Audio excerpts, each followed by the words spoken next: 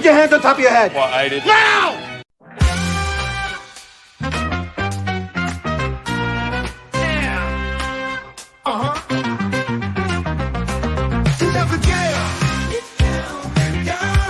Here comes the jam. Getting down with the truth. The only way he knows how to. Girl, what's his name? We call him the Chief. The Chief. You're damn right. He's gonna get that sucker. Gonna track down the truth. You know what a track down the truth. You know what a they call him. We call him the Chief. The Chief. You're damn right we do.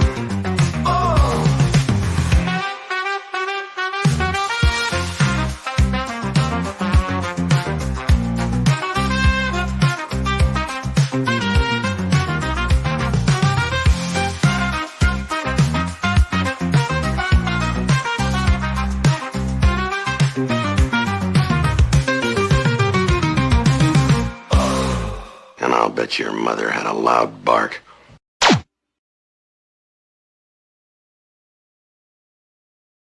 Good morning. This is Morning Coffee with the Chief, and I'm your host, Patrick Jordan, here on Pop Culture Minefield on YouTube and Rumble. Be sure to make sure if you're watching us on YouTube that you like the show and you subscribe to YouTube. If you're watching us Rumble, I think over that one you like and you join the page. But we're trying to build our subscribers, so please do me a favor and subscribe on YouTube so we can beat those algorithms. Sometimes I have to tell you, some of the shows I cover are probably not favored by YouTube, but by you guys becoming subscribers and liking the show, that changes all that. Hey, today's show we're gonna do Kill the Irishman. Now, if you notice, I'm in a little different space than I am normally in. Normally, I do these shows for about a year and a half at my kitchen table, and during COVID, my wife ended up working at home, and I had a little office area that I had built in my little townhome here when I first moved in here more than 10 years ago. But when it was COVID and she was working from home, it became her office. Well, she recently retired, and now this is going to eventually be my studio. But one of the things that's been in my office for a long time is this Irish flag, the Republic of Ireland's flag, and so that.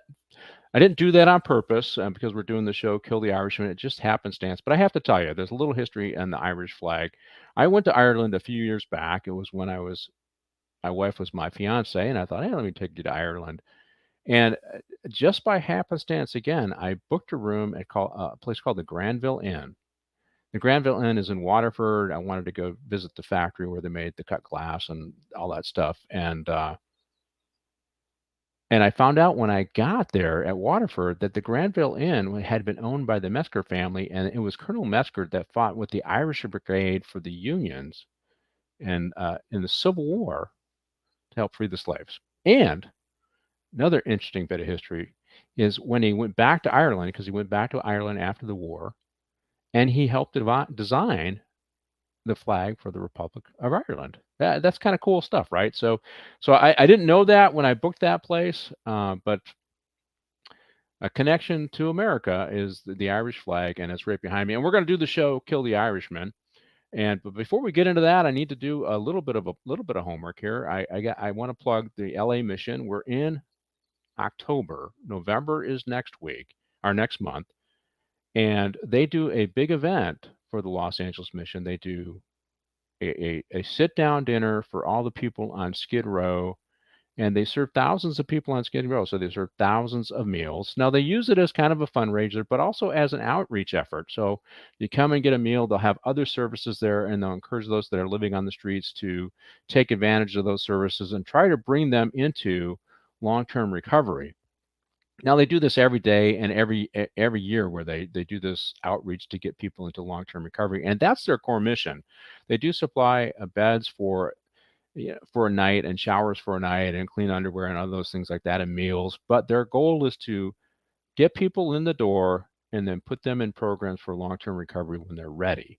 So it really is an excellent organization. I think they do a much better job than a lot of the other nonprofits. But go to losangelesmission.org, make a donation today, help them out for Thanksgiving. And right after Thanksgiving, they do a Christmas outreach as well, where they not only meet the needs, they do another meal for the folks on Skid Row, but they also get presents donated presents, and they seek out foster kids who don't really have a lot of presents, don't have a lot of folks buying any presents for them, that matter, and they buy presents for them, they bring them in, and they have a little Christmas celebration. So it is the holiday season. The Los Angeles Mission needs your help. So go to the losangelesmission.org and make a donation today. Now, I also want to encourage folks. I do another show. It's called Briefing with the Chief.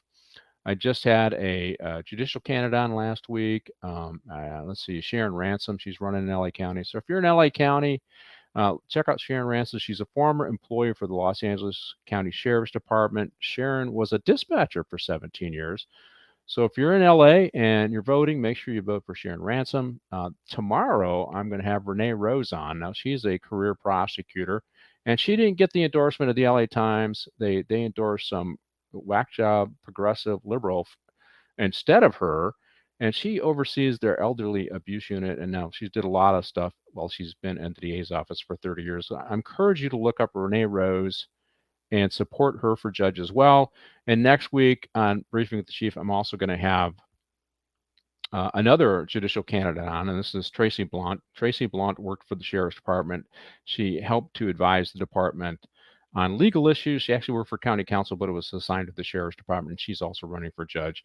And so I encourage you to check out those folks. And if you're voting in LA County, make sure you vote for Ransom, Rose, and Blount for judge.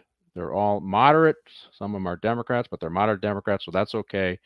And we need people who care about victims, not care about the criminals so much like we've had with Gascon this whole time. So enough said on that. Today our movie is going to be Kill the Irishman, and it was released in 2011. It's an American biographical crime film. Now, it is based upon a true story. In fact, a lot of it is in what you'll see in the movie is actually true.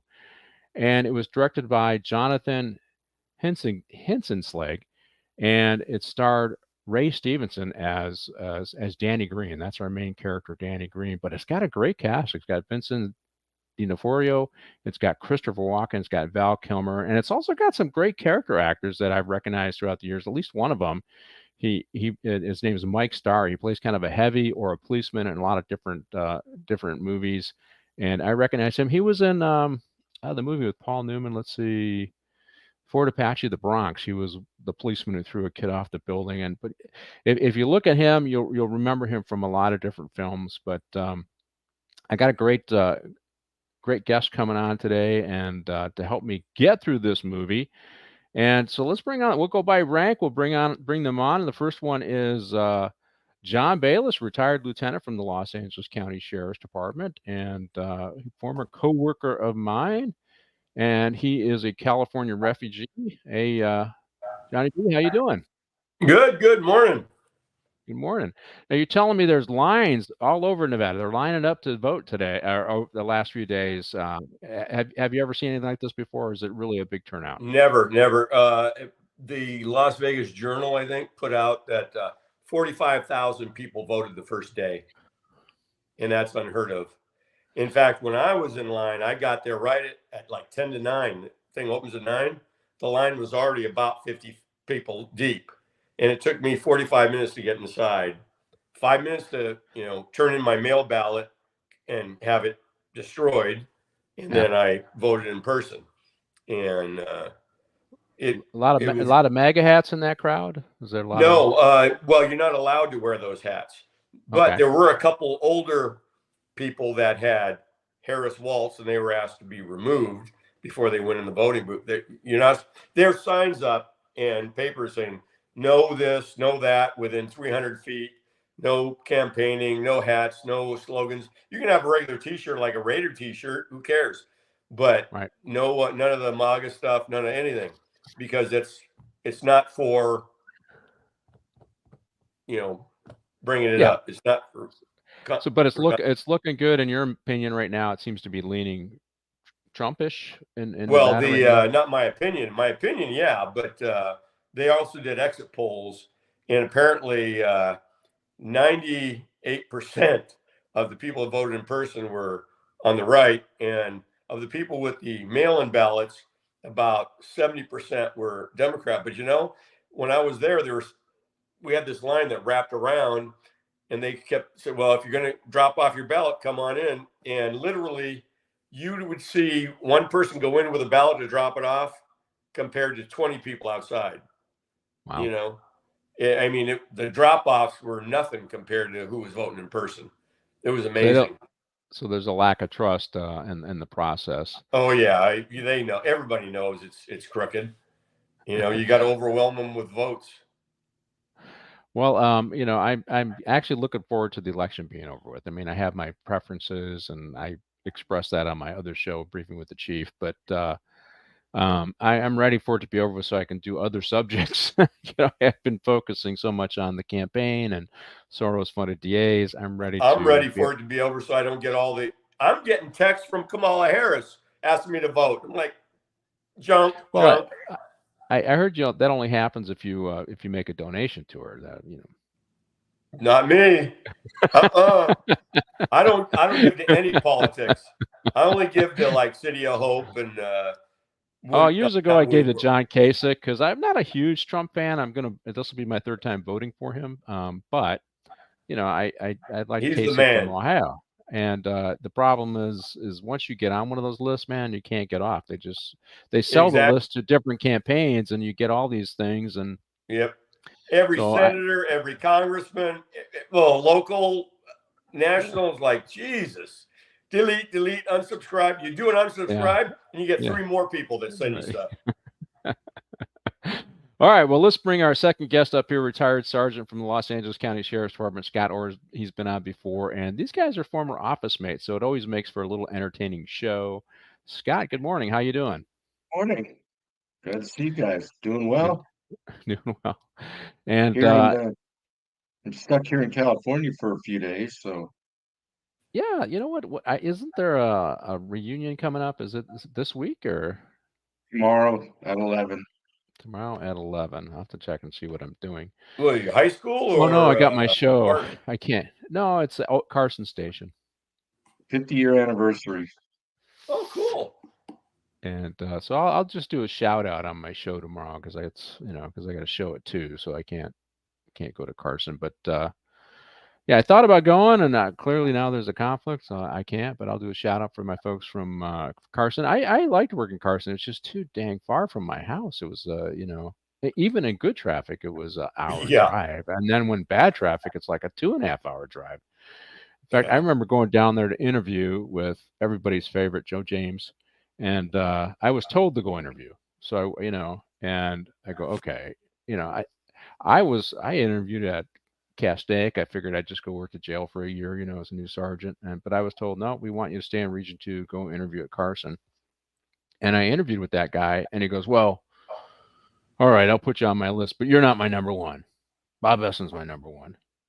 And then he goes, oh, where do you live at? He goes, wow, it's going to take you 2.5 hours to get home. And that's exactly right. It took me 2.5 hours to get home. I found out later that somebody else put him in a headlock and said, yeah, Pat Jordan's coming to your station.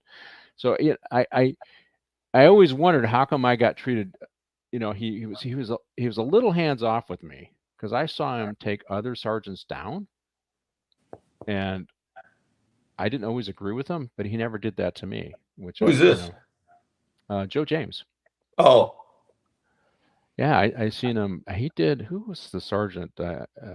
Brett. It was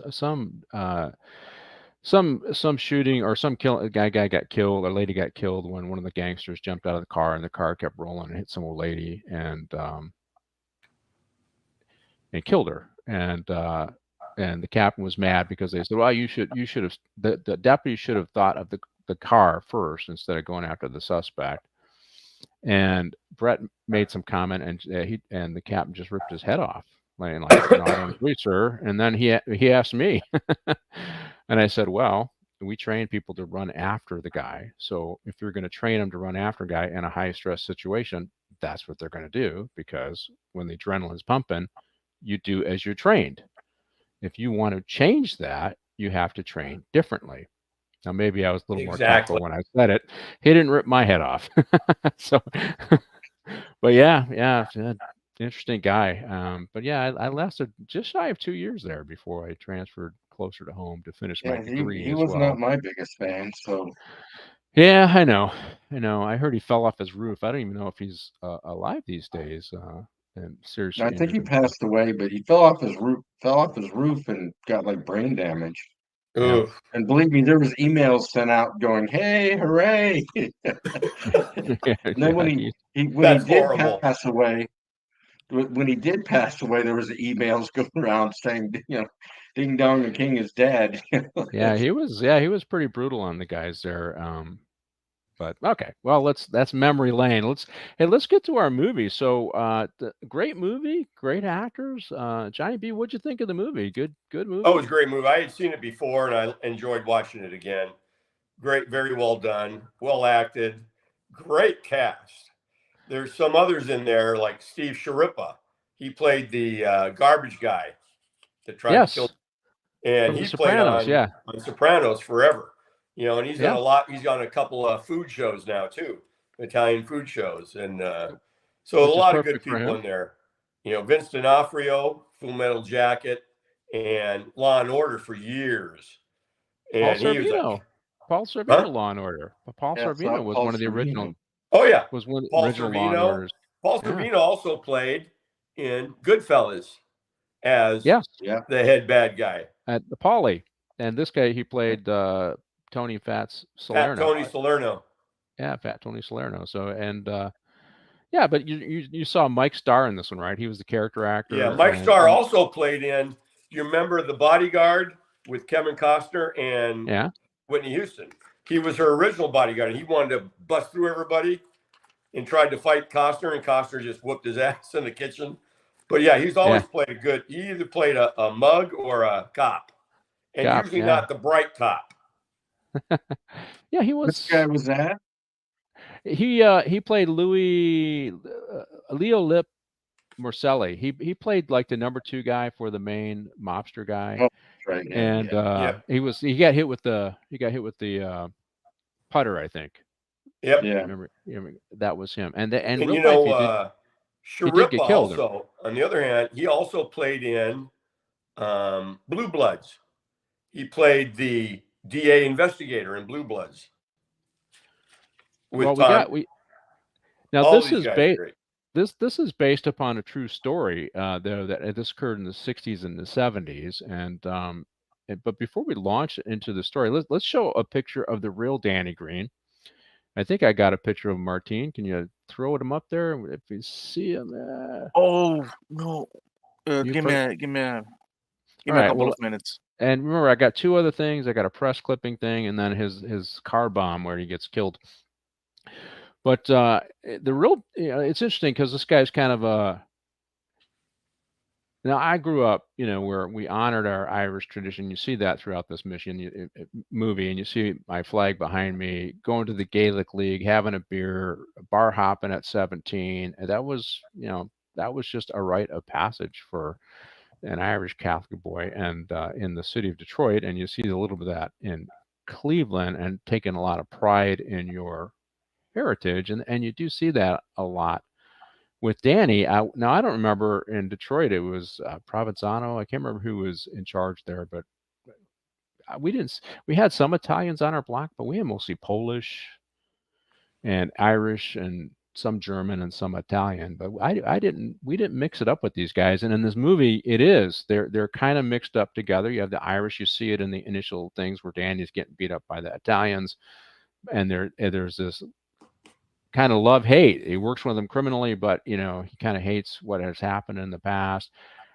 Did you experience that, Johnny, growing up first in Boston, where you had the Italians and the Irish mixed together? I didn't, but I'll tell you, in Boston, where we lived in Watertown, you had distinct neighborhoods on each street. Ours was all Italian on 8 Main Street. Number 8 Main Street was our address, except for the people next door, the Greens, which were Jewish. And then the next block was all Poles, all Polacks. And the next block after that was Irish, and then Italians again. And my grandfather, who had a huge yard and made so many tomatoes, he'd take bags and we go to each block and give them to people. So everybody got along. It was family knit, but they stayed to themselves. Right across the street from us was my aunt Barbados. So it was all the Italians mainly on my block, and the next block was the Poles. But but they stayed in their own culture. You know what I mean? We didn't have those physical problems. Now maybe in north part of Boston, where you've got Little Italy, that's a little different. But I didn't experience that. I think the other thing I noticed in the movie that was, and I talked a little bit beforehand, is the gritty kind of blue collar neighborhoods. That was similar to what you saw in Detroit. Now, the area of Detroit that I lived in, if you could say there was a good area, it was it, because that's where a lot of city workers lived, is where I lived. But just the whole neighborhoods and what you saw in the movie was pretty consistent with a blue collar Rust Belt town. I knew you kind of grew up in a blue collar town, Scott. Did you identify at all with what you saw there? The working class neighborhood. Most of my town was all blue collar. Everybody worked for the government at the shipyard. So, but we didn't have any distinct neighborhoods. I mean, we didn't even know. I mean, I knew I was Norwegian because my grandmother would take me to the Sons of Norway Hall every week. But the only guy we knew that was like I don't know. His name was best friend. No. His last name. We grew up together. We're still great friends. His last name was Kulagowski. We knew he was Polish. Other than that, we didn't know. Like people, nobody ever went up and said, "Hey, well, what does "or" mean? Go lay down. Where's that from?" Nobody ever did that. So, but my family's from my mom's side's Norwegian. My dad's side is Scotch and Irish. So that's where your dad's comes from, is Ireland. So your dad is Irish. Okay. Lay down. Yes. Is one of John's best friends. They're not listening to him. No. Puppy. So. Well, let's see, Martine, are you ready? Yes. Let's show Danny Green, the real Danny Green, before we get into the movie. There he is right there. And you can see that he's kind of a decent sized guy in the movie, right? And now he's, when you first see him in the 60s and he's the president of the Longshoremen's Union, he's a little more cleaned up. But here, this is kind of the 70s look anyways, with the sideburns and the kind of the partial beard and the mustache coming down. But that's the real one. Let's show, there's so many bombings in this movie, which is the other thing. Let's show his death scene, the bombing. Martine, if you got that picture ready to go. There it is, and we'll explain how this happened later on in the film. But he was killed with a bomb, and there's that one of the most interesting thing about the movies is how many bombings these guys engaged in to get each other. That's shocking to me. I just can't imagine that happening because we're talking dozens.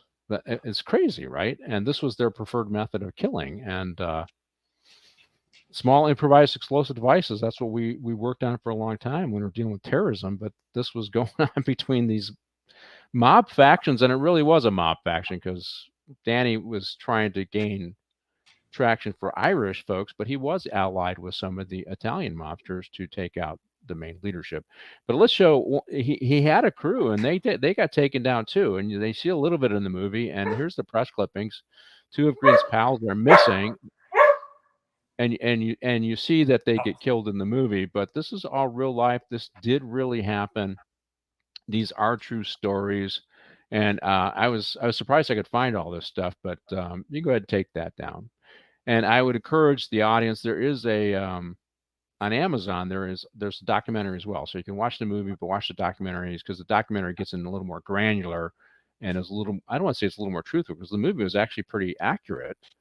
But it just gets into a little more detail about Danny and what was going on between the Italians, and it brings in the relationship with Danny and the police officer. You see that with Val Kilmer in the movie. Now that police officer ends up going on to be the chief of police for Cleveland Police Department, and I think he's Polish. So and he grew up in that same neighborhood too. So it's a lot like my Detroit neighborhood. You had the Poles, you had some Italians, and some Irish and some German. Seems like Cleveland was a lot like that as well. Hey, let's roll the opening scene. Kill the Irishman.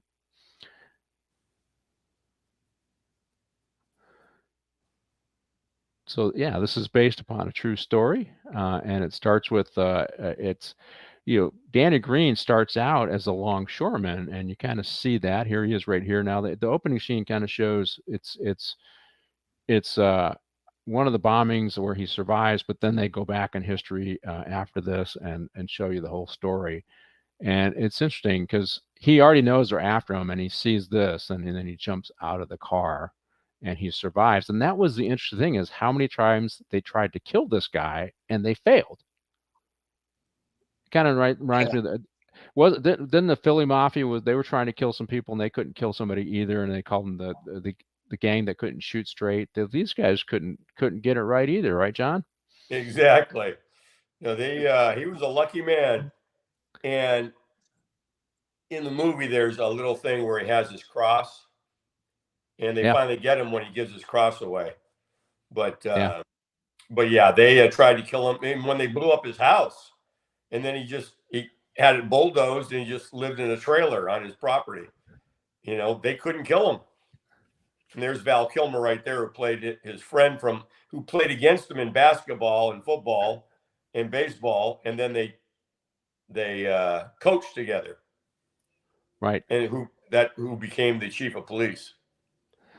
Yeah, and, it's interesting because they do have a scene where they get a confrontation where Danny Green kind of implies a threat, and he says, "Oh yeah," but then he backs down from Danny Green, right? so everybody kind of feared Danny Green, and that comes through too. I think one of the reasons why they want to bomb him is because they're just so afraid of him, and that comes out in the movies too. They're afraid of this guy, and they can't seem to kill this guy, right, Scott? Yeah, they tried it a lot of different ways. I mean, when I was growing up, we were talking about going on vacation, and it was on the news all the time with these bombings. I asked my dad, "Where are we going on vacation? Where are we going on our summer trip?" And he goes, "We're not going to Cleveland because they keep blowing everybody up." Yeah. I didn't know what the hell he was talking about. Yeah, in the movie, they even had an excerpt from the actual news show that said 50 bombings in like 3 months. I mean, that boggles my mind. I know, and it seems like, well, where are the feds? I think if something like that was going on today, that we'd have to bump FBI agents out of the way just to do our investigation. They'd be all over the place, right? At the ATF, the FBI, you name it, and they'd be taking anybody involved down for whatever crime they could just to stop it, right? And it just seems like in Cleveland this became accepted. It's just, hey, this is just the way it is, right? And here's what you're talking about, Johnny B. So here's and you're right. I immediately thought of On the Waterfront when I saw On the Waterfront. Yep. Yeah, and I wouldn't be surprised when they do some of these movies. They do these throwbacks to other movies, where it would be like Marlon Brando standing there waiting to get picked, right? And but yeah, same thing. They're just calling out names, and those who get called out are the ones that get the work. And I'm sure that they're play friendly, and these guys play friendly and play nice. Maybe even kicked up to the boss, some whiskey or whatever, so that they're picked on a regular basis. That's what happens there. I mean, I don't know. It was like, Scott, what was it like at the port that you worked at? Was it just shipbuilding, or did they do deliveries as well? And was there longshoremen's union there in Bremerton, I think, right? No, it was all U.S. government. Everybody was employed by the U.S. government. It was a Navy base. It's like every aircraft carrier, it's got the largest dry docks. So all the aircraft carriers come up there. So it's all military. It's all run by the feds. There's no port. It's just, it's a port. It's a Navy port, but it's not, there's no goods or services or anything. A different kind of my union. grandfather was a supervisor for all those huge cranes that would lift up the ships and stuff like that. So, but it was but I would go, he would take me down to the White Pig Tavern and all his cronies would be in there and it was this, I heard words I never knew, what they meant. And I go home and say them, and I get my mouth slapped, and I'm like, well, you say it all the time at the tavern. I'm like 8 years old, sitting on. They'd be drinking beer, and I'd be getting squirt soda. Yeah. But yeah, they'd sit there and talk about all kinds of different things, and who's an idiot, who's this, who's that. But Right. it was, And particularly the bosses. At the other interesting part of this, Danny Green didn't drink. And that comes out pretty, he's a teetotaler. He doesn't drink at all. I don't know why that is. Maybe he grew up in a situation where there was drinking and he just didn't do it. And, they imply that he's kind of an intellectual type. I don't know if that's, I have to believe, since he's ambitious and he's smart, that, yeah, that's probably true. But that he also, I think he didn't graduate high school, which No, he is didn't. not unusual back then. No, but he was the type of guy that got bored with school. It was too slow for him. It wasn't enough. The teachers weren't smart enough. He's well read. If you look at through this whole thing, he reads continuously about everything, whether it be politics or philosophy or whatever. That right there, and plus he had a lot of determination and strength that he wanted to do things. He wasn't no dummy. He had common sense, and he saw what was going around, and he worked on those things. So you don't have to have a big education, because I've met PhDs that are complete idiots. But Yes. We all have. Yep. If you notice though, when he's handing out the jobs, all the Irish guys got the shitty jobs, cleaning out the grain bins and all that kind of stuff. Yeah. All his buddies, all the Irish guys, all got the crappy jobs. Well, yeah, that's especially when the crooked guy that was running it, the mob guy, they're and that's the worst place to be with all that grain.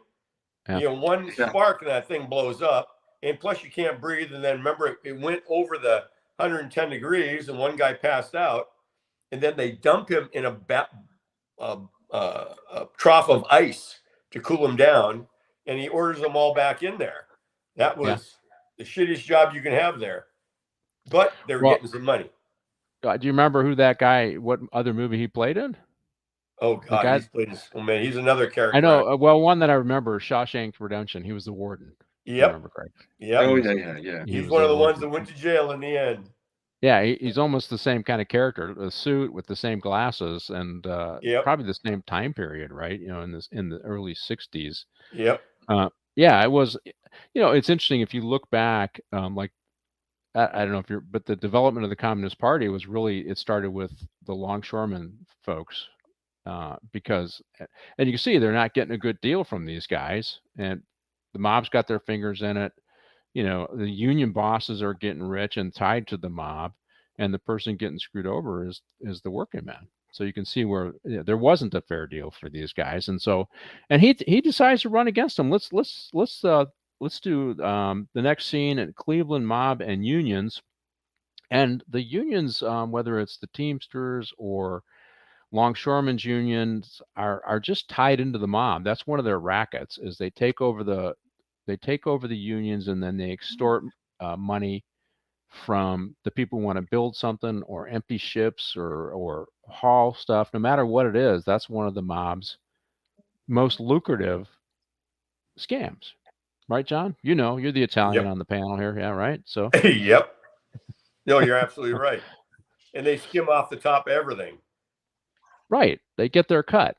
And yeah. even in Hollywood out here, the scam was take over the unions and then shut down productions until you either got a piece of the production, or the unions got a raise and they got some cut, or they got some money. I forget the Last Mafioso, the book by was it James Fradiani? That's what he talked about. That was their big scam in Hollywood, or in LA, where they made money, although they were always kind of a weaker mob. But so controlling unions is reasonable, and Danny Green gets a little frustrated, and he ultimately runs. Well, it's interesting how it plays out. He's pushing back against these guys, and he's ripping them off, right? He's working with the mob to rip them off. So they're hijacking some of the shipments coming in, right? Stealing. Well, he did that to save his friend from being beaten or killed for his gambling debts. Yeah, but also I imagine to build a relationship. I think hey, this is a bad deal anyway, so why not do this? I save my friend, I Yep. make a little bit of money.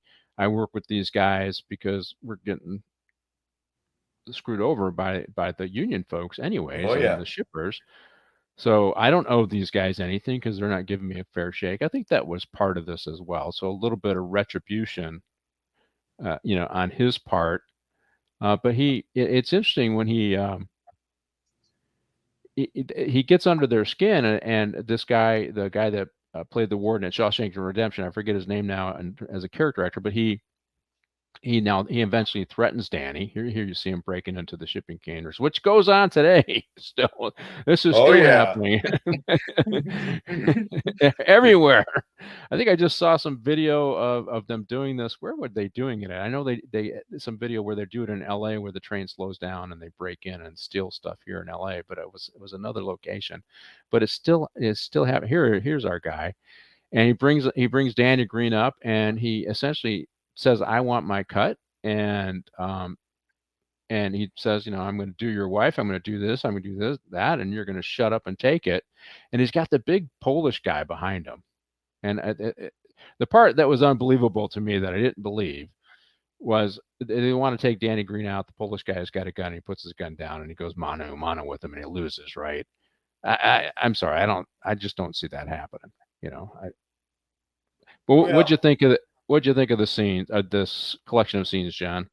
Well, the guy's name is Bob Gunton, is the actor that played the boss there, and he played the guy in Shawshank Redemption. Great character actor, but I agree. But a lot of times they take Hollywood license to put different things into it. I would have believed that maybe he jumped the guy, knew when he was coming, and jumped him and won it that way. But in the movie, he starts talking Polish jokes at him, and the guy gets pissed off. Now the fight's on. That's more Hollywood drama being put in there. I would have hit him in a pipe in the back of the head because that was a big mother. Yeah, he's a big guy.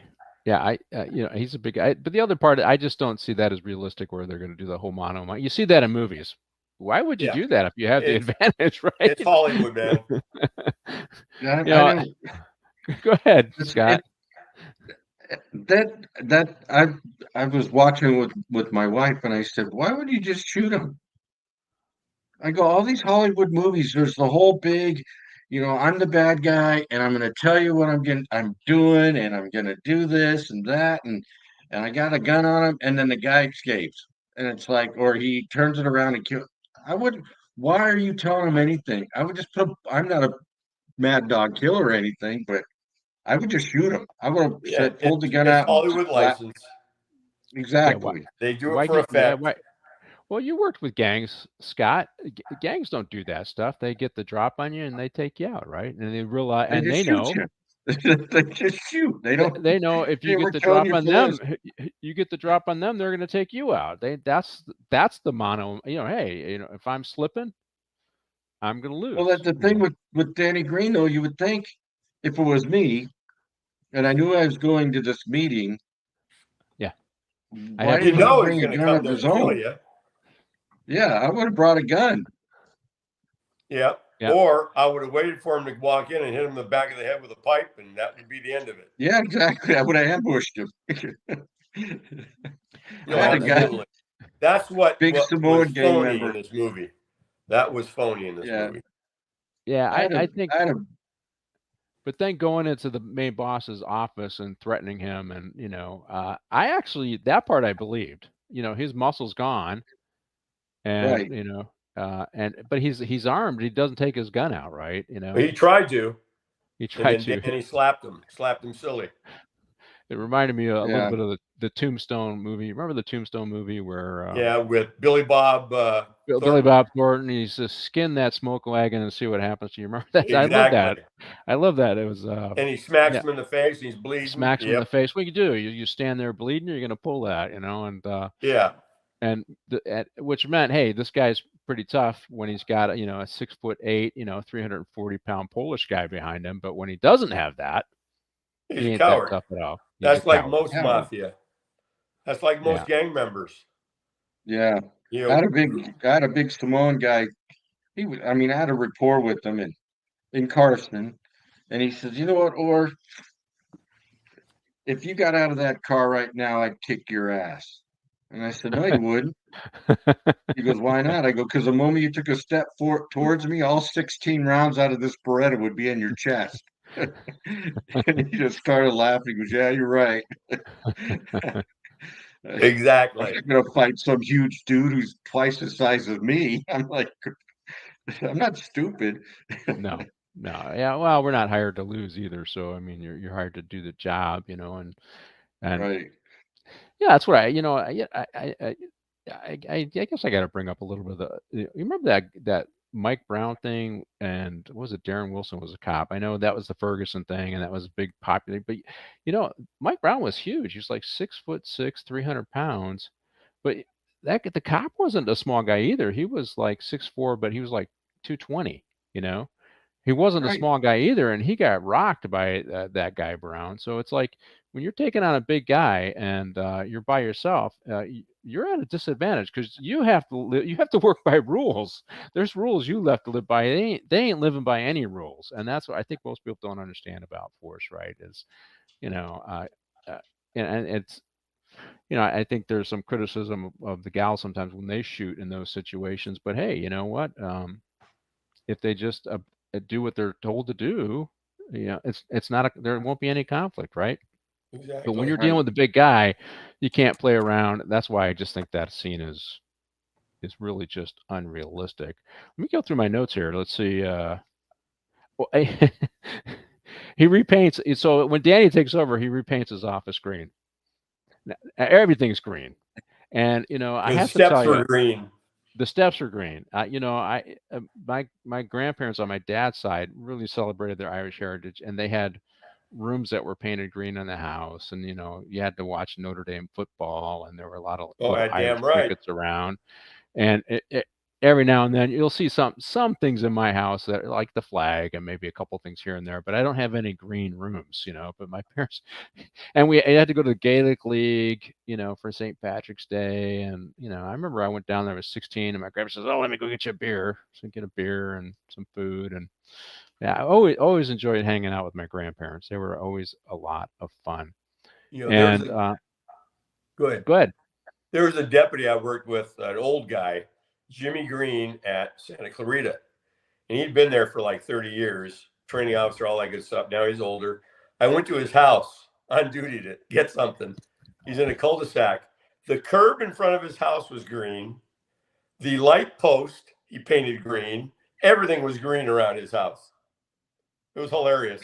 And he was as Irish as they come. Yeah. So I mean, I don't even, I wouldn't say I like green as a color itself. I mean, for a wall. So as you can see, I go neutral. I don't like to stand out too much. I Well, will say, my mom painted the trim on our house when I was a kid purple. So we had a white Was house she with Mexican? purple trim. I don't know why she did it, but we did it. Purple trim. You was only there see yellow that and in orange East too? LA. I Was just there remember yellow, that. Maybe orange, the purple purple, paint was cheap. I don't know, but with a rainbow so color, Pat? no, we didn't have any of that. Eventually, the house did get like a light green, and then the Kelly green trim, so which is a little more acceptable. But Well, so why the hell would you do that, Mom?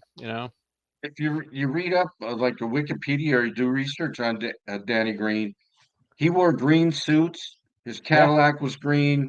Yep. Every room was painted green. I mean, and then but in the movie he's always wearing like denim. Leave it the denim jacket or yeah, jeans or yeah. Once he gets caught for embezzling in the Longshoremen's Union, gets out, then he switches from the suits to just being working class clothing kind of guys. But yeah, the green Cadillac, I thought that was, and when that one got blown up, I think he got another green Cadillac. So Yep.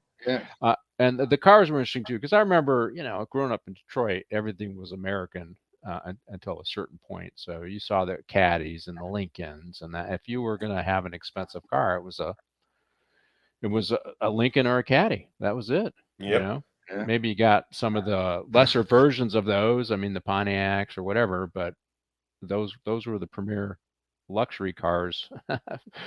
And for many of those, because actually Cleveland depended on the auto industry too. I mean, I think I explained this. So when I did a show on J.D. Vance, his book Hillbilly Elegy, on Briefing with the Chief. So I read the book and I talked about it, and I tried to explain to folks that a lot of these cities up in the Midwest are connected by lakes and waterways, Yep. and so they use shipping, and so that's what made it convenient in the industrial age, before we had all these uh, highways and stuff like that. That was the primary mode of transportation. If you remember, the Erie Canal went from Lake Erie, and it was dug all the way to New York, right? So that provided for commerce. That's what that was all. That's why that Midwest area became the industrial heartland of the United States, is because of the Great Lakes allowed for the transportation of a lot of that goods to Canada and other places, and to factory towns in Cleveland and other places that are adjacent to those waterways. That's why that. And so when Cleveland was very much dependent on Detroit and the auto industry, and even in J.D. Vance's book, he talks about it. It was Middleton, Ohio, and I think it was outside of Cleveland. And he says, yeah, they had a steel factory there. So we would make steel. That my grandfather worked in the steel factory, and then the steel would go up Detroit. They'd make cars, and then we'd buy the cars. That's what so they were all dependent on that heavy industry, cars and trucks and that kind of stuff up in that area. Okay, let's roll the next scene. This becomes his ally. John Nardi is what I listed the scene as, and Danny Green, after he loses his job due to embezzlement, and I guess he does some time in prison for at the Longshoremen's Union. He starts to be an enforcer for the mob, and he works for Chandra Burns, who is played by Christopher Walken in this movie. But there's also this relationship between him, and this is because of the ripping off the containers, right? That he makes this relationship with these mobsters, and John Nardi is one of them. And this is the guy he ends up partnering with down the road as they start their campaign to take over the Cleveland Mafia after the death of the main boss, and it's John Nardi. Now, I like Vincent in this. And John, you want to talk about the actor who played John Nardi? And did you do any Vincent D'Onofrio? Well, his first movie was Full Metal Jacket. Right. And he did a phenomenal job in that. And then when he was in Law and Order, Criminal Intent, for like 10, 12 years, and he played kind of a savant. And, 1 minute he's a little off. The next minute he's just solving cases with his brain, and just, what an actor. Hell of an actor. And he plays a great role in this. And he's the only WAP, and I'm Italian, so I can use that word, that actually cared about Green and saw Green's foresight to make money. All the others, like Mike Starr, played a chadroon, a punk, that just wanted to fight and kill everybody, and thought he was in charge of everything. Well, I think these scenes show that they're making hay while the sun is shining. He's still the Teamster boss, or not the Teamster boss, the longshoreman's boss, and they're ripping, and everybody's happy. Everybody's having a good time until he gets caught. Now, one of the things I noticed about this story, and I checked it out, it's actually true, is that it wasn't the police that got these guys, it was the newspaper guys. Just the old style newspaper guy, beat reporter, checking out what's going on with the Longshoremen's Union, seeing this guy wearing green, flashy, realizing there's something going on, and he identifies that corruption's going on, which tells me that it was so blatant and outright. Now, I don't want to diminish his role, his abilities as an investigative reporter, but it usually, there's something there is why they start looking, right? They get a tip and they start looking. But what a difference between the reporters of that day and the reporters that we have today, Scott, right? They just kind of regurgitate what's out there. I don't think I've seen a true investigative reporter like this in probably 30 years. I don't know. What'd you think of the scene where it was a reporter who broke it, not the cops, and contrast the reporters then to the reporters today in your mind. Well, the reporters today, I mean, are they really reporters? Nope. I mean, they don't go out and do any investigative journalism. It's like they take a headline that somebody else has written and then they write an article based on what somebody else has written and or wrote. And I don't have, like, I saw a thing, they did a poll and 70% of Americans do not trust the media. And how I think come? it's even I mean, higher. Yeah, you have I a guy interview for CBS does an interview with some very quick, well, in your book you say you want to get rid of, wipe Israel off the earth and all the Jews, and everybody in the newsroom was upset at the reporter for asking that question. So he had to apologize and then go see the DEI person in charge. I mean, it's you're never going to get any. I mean, back then, reporters were reporters. Like, you turn on the news and saw Walter Cronkite on, you knew that you were getting the news and you trusted him. right. Now these guys come on and it's like, I wouldn't give him. He's just reading what he's told to read by whoever higher up put in front of him. There's no You're absolutely right. investigative journalism anymore. It's all just regurgitated. And then I saw something that most of the kids nowadays get their news from TikTok because that's Yeah. a credible source. I mean, Yeah. Well, on No, my you're absolutely right. it's one of the reasons why I do briefing the Chiefs, because I do try to do my own research and I do, dig into, but I don't, and I have to, okay, you remember the whole Jeffrey Epstein story, right? right. And I think it was an ABC reporter who had the story, and she tried, and she did her due diligence, she did the work, she put it together, and her bosses said, no, you can't go with the story. You can't go with the story because it hurt too many Democrats, I guess. And then years later, it gets broken by somebody else, and she was fit to be tied because she had the story a year before it finally broke. Yep. And so it isn't just, I guess, this investigative reporter, because they do have that, but do they have the folks are picking and choosing what stories are going to get out there based upon their political persuasion, or because I would think protecting children from pedophiles would be important, but her story got killed, and I think that's the Hunter Biden laptop story. The Hunter Biden laptop, that one, it broke and then it got suppressed, and it got right. It didn't make him look good. I mean, that's what I'm saying. It's just it's controlled anymore to me by people that are on the left, and it's like, well, if it's anything derogatory, look at how much they ran the whole Trump's in collusion with Russia. Right. I mean, they tried to impeach him over it, yeah, and then when it comes out that it was from Hillary Clinton's camp, you never heard a word about it again. Well, 3 different investigations, and the media gets bent out of shape. They get their panties in a bunch whenever Trump sends something off. Well, like he calls Kamala Lion Kamala, or I forget some of the other ones. How can he say this? And I'm like, I mean, I just get frustrated. Come on, you called him a traitor. You said he was in a bromance with Putin. Yeah, I mean, you said he was compromised. 3 investigations ultimately showed that wasn't true.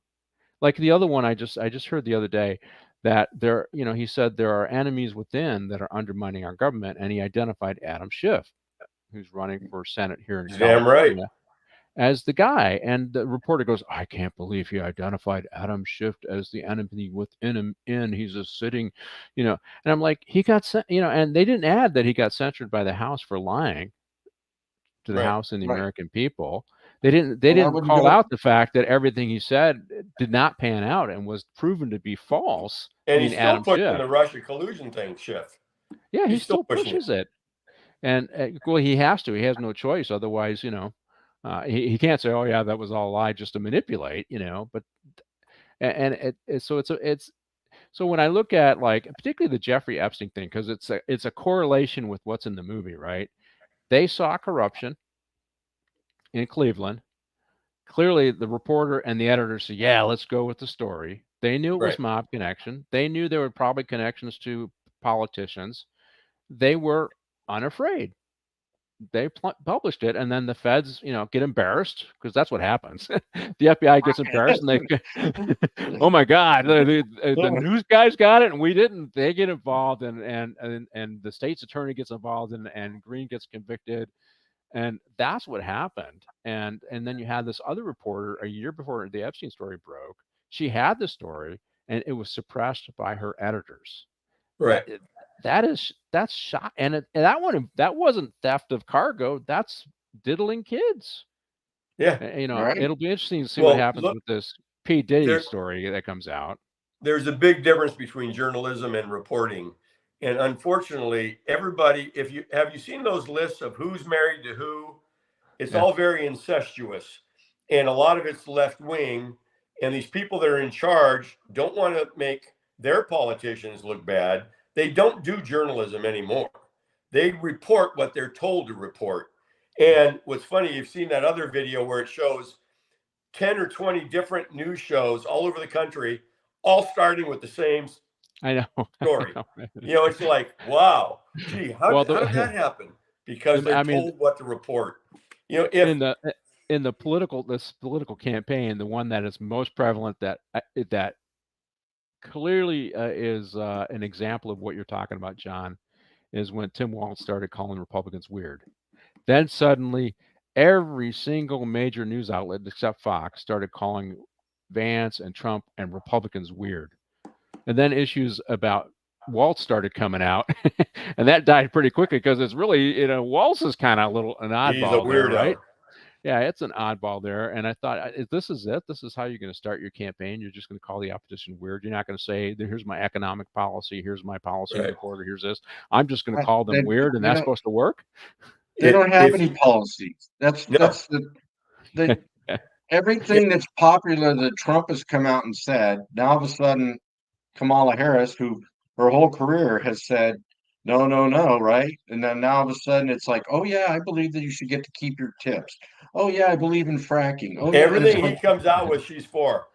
Although she believes she said it first. Right. Yeah, and then, but what John was saying about incestuous, I didn't watch the interview or the debate, but I did read a lot of stuff where they're like, yeah, ABC fact check Trump on everything he said and nothing about Kamala. Well, Kamala's best friend and her husband's buddy for a long time. She's the president of programming at ABC. Yeah. Her and her husband are her biggest contributors to her campaign. Yep. And then you wonder why she didn't get fact checked on anything, because her best friend is one of the people for ABC. So let's see what Martin has to say. No, they do have policies. In fact, they deem it better if you don't know them. What should scare you? Yes, I agree. Well, I just getting back to my point on the media, I think we got old style reporter back in Cleveland, probably some, hard boiled editors chain smoking, saying, yeah, well, let's run with the story, embarrassing the hell out of probably enjoying embarrassing the hell out of the FBI and everybody else because the mob's so deep. And he gets convicted. And here's another thing that is consistent. We know this from Jimmy Hoffa fame is, once he gets convicted, he had to agree to a lifetime ban from the union. And that's what did Jimmy Hoffa in, right? The lifetime ban. And then he wanted to come back and nobody wanted him back in, right? And that's how Jimmy Hoffa ended up. I don't know where he's at. We're still looking for him, right? So he's missing. He's part of the giant stadium. Yeah. Yeah, when you mix it up with these guys, what do you expect is going to happen when you but anyways, the lifetime ban is consistent with what they did with these union leaders that they found were corrupt, right? You can't be in the union anymore. You're out of it. It doesn't really stop. They just replace them with somebody else, right? Just somebody else standing in line. Because mob is still involved to some degree with unions here and there, right? Particularly in New York, right? I think we're running up on break time, Martine. Are you ready to go? I know John is. Oh, yes. Yes. See, it's time we for a will have commercial break and a potty yes. break. So we'll see. 2 minutes. 2 minutes.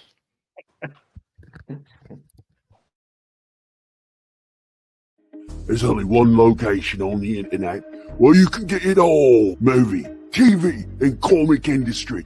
News and rumor analysis. Official scoops from Geekosity magazine. Reviews and interviews. So, when you need it to be Sunday, there's only one place to go, mate. Pop Culture Minefield. Well, they're always talking nerd stuff. Right, jog on then.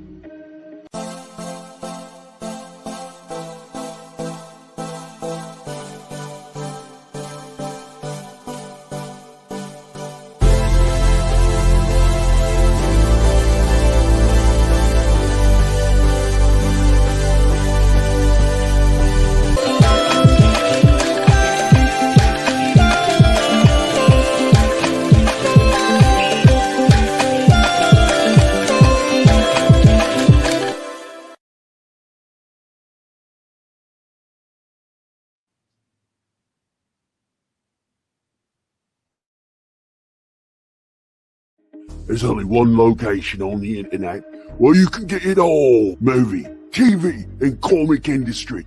News and rumor analysis. Official scoops from Geekosity magazine. Reviews and interviews.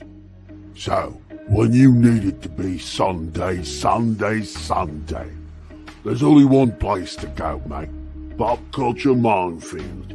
Well, they're always talking nerd stuff. Right, jog on then.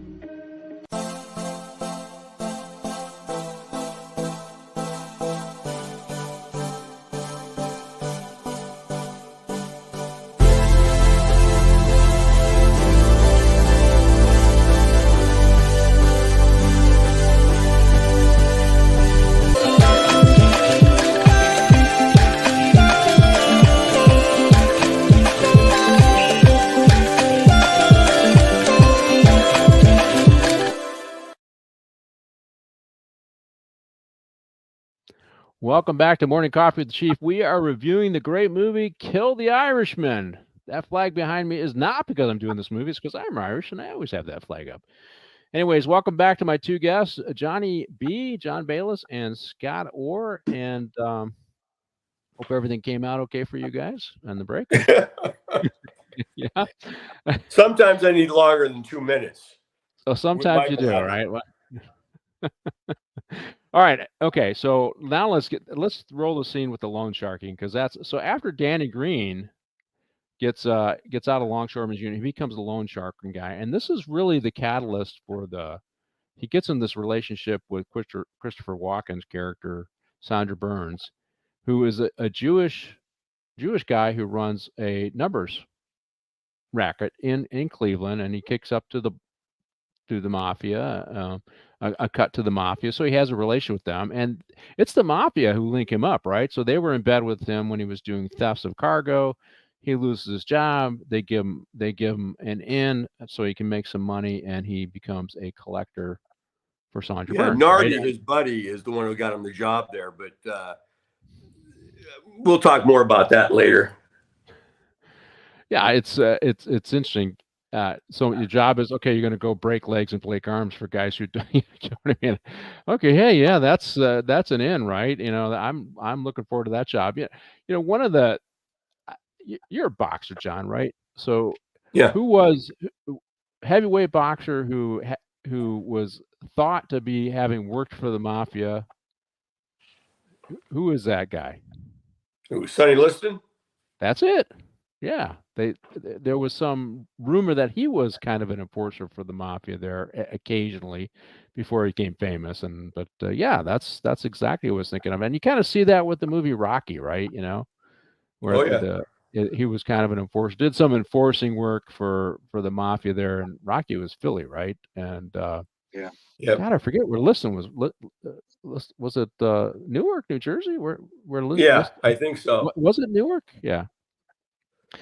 So the big tough guy becomes a loan shark, and you can roll that scene there, Martine. But he also connect. This is where he connects up with the guy from Sopranos, John. I forget his name, John, who's our big guy. He paid Steve Sharippa. Steve Sharippa, yeah. He's And this, he's the garbage guy. so here's Christopher Walken, and he's looking old here, right? Christopher Walken, and God, he's in so many good movies that this guy was in. I think, trying to think of, he was in Deer Hunter, right? Yeah, he was. Deer Hunter, you name it, he was in it. Dogs Man of War. Man on Fire. He Yep. was Man on Fire. Yeah, he played kind of a. I Yep. think, Deer Hunter is the one I remember the most, but he's been in so many different movies, and he was in True Romance. Didn't he play a mafia guy in True Yep. Romance? And And he also killed Dennis Hopper. the DiCaprio movie where he played the guy that impersonated everybody. He was his dad. Oh, I can't think of the name of the movie, but he was the impersonator who becomes an FBI agent years later in life, helping out the FBI. But he played the dad of Leonardo DiCaprio. Catch Me If You Can. Yeah, Catch Me If that's You it. Can. Catch Me If You Can. Well, do you remember the scene from True Romance? Dennis Hopper, they're looking for his son, and I forget the actor who played his son in that movie, and but he knows he's connected with the mafia, and Hopper plays a retired cop who's doing security work, and the mafia's there because they want to find out where his son's at. And he knows that he's going to get tortured, so he wants to inflame Christopher Walken. So he talks about how the Moors invade southern Italy, and then they have relationships with all the Italian ladies who used to be blonde-haired and blue eyes, and now suddenly they're dark-haired and dark eyes, and this because of the Moors' invasion of Sicily. And of course, that upsets Christopher Walken. Oh yeah. This is calls him an eggplant, I think is what he calls him, and he kills him. He loses his temper and kills him. Great scene, I forget. You know what? Who played Tony Soprano? He was in that movie too. James Gandolfini. James Gandolfini. He was in that movie as well, and good movie. I don't know if you've ever seen that movie. We'll have to do that movie because it's a very entertaining movie. Yeah, that's a good movie. It is a good movie, but here's the other thing. So we got the obviously loan sharking, which is mafia bread and butter, right? The loan sharking and but the other one was garbage hauling. If you remember The Sopranos, that was one of their big things. And certainly garbage hauling contracts in New York. Actually, corruption and garbage hauling contracts still exist today, all over the place. Sometimes with the mafia, but most of the time it's just bribing politicians so that they'll give a particular company the garbage hauling contract. So that is a lucrative, because trash gets picked up every day. There's our guy, right? And he's got his own truck, his own business. And yeah, he's got several trucks, and he's doing really well. And they had a pretty nice relationship in the beginning. Right. And the mafia, just like and of course Danny Green sees opportunities with the mafia have taken over these truck hauling routes. And if you remember, I think that was a big part of. I think it was like the guy in The Sopranos, Aprio. I think that was his goal, was to take control over all the garbage routes in that movie. But so this is a theme with the mafia throughout the country, is controlling trash because they're lucrative, right? You get 10% of a truck hauling route forever, and that's just a nice steady stream of income, and everybody else is doing the work. You're just taking your cut off the top, right? And nobody. So what's going on? One of the scenes in the movies where Danny Green says, "So wait a minute, we're going to do all the work and take all the risk, and you're going to sit here and just collect money? That doesn't work for me." Yeah, that's when they start going sideways. Absolutely. Yeah. Right. And that's where he tells the WAPs to fuck off. Yeah. Yeah. Yeah. Well, because they come up with the scam to do it, and then they're saying, okay, well, you do this, and then we collect all the money. And this is where not only him, but Nardi, same thing. Right. He's like, Yeah. had they actually approached him with a more fair, because it wasn't like 70-30 or something like that. We get 70, you get 30 or something like that. We take all the Yeah. risk, and He goes, yeah, no, and I'm keeping it all. And right, that was Tony Lobianco was playing the mafia boss that took over, and he told him to fuck off. He told Lobianco to fuck off. right. And that was probably, and I think that's a theme though with a lot of these mobsters, right? The blue collar street guys in these crews get mad when the boss gets greedy. Oh yeah. So in this case, there's a different, Irish versus Italians, but it's still that same theme, right? The blue collar guys doing all the work on the streets, because that's the whole Gotti thing, right? Gotti and Paul I was just going Castellano. to say, Paul Castellanos, who's in Yeah, charge of that family, he wasn't kicking down like the previous Godfathers were kicking down, and these guys are doing all the work and taking all the they're the ones that could get in trouble, so they're not kicking down enough. And supposedly Gotti was tired of that crap, but at the same time, Gotti was arrogant and thought he was the best anyways. But yeah, you're right. Castellanos, instead of giving 3 for me, 2 for you, it was 4.5 for me, half for you.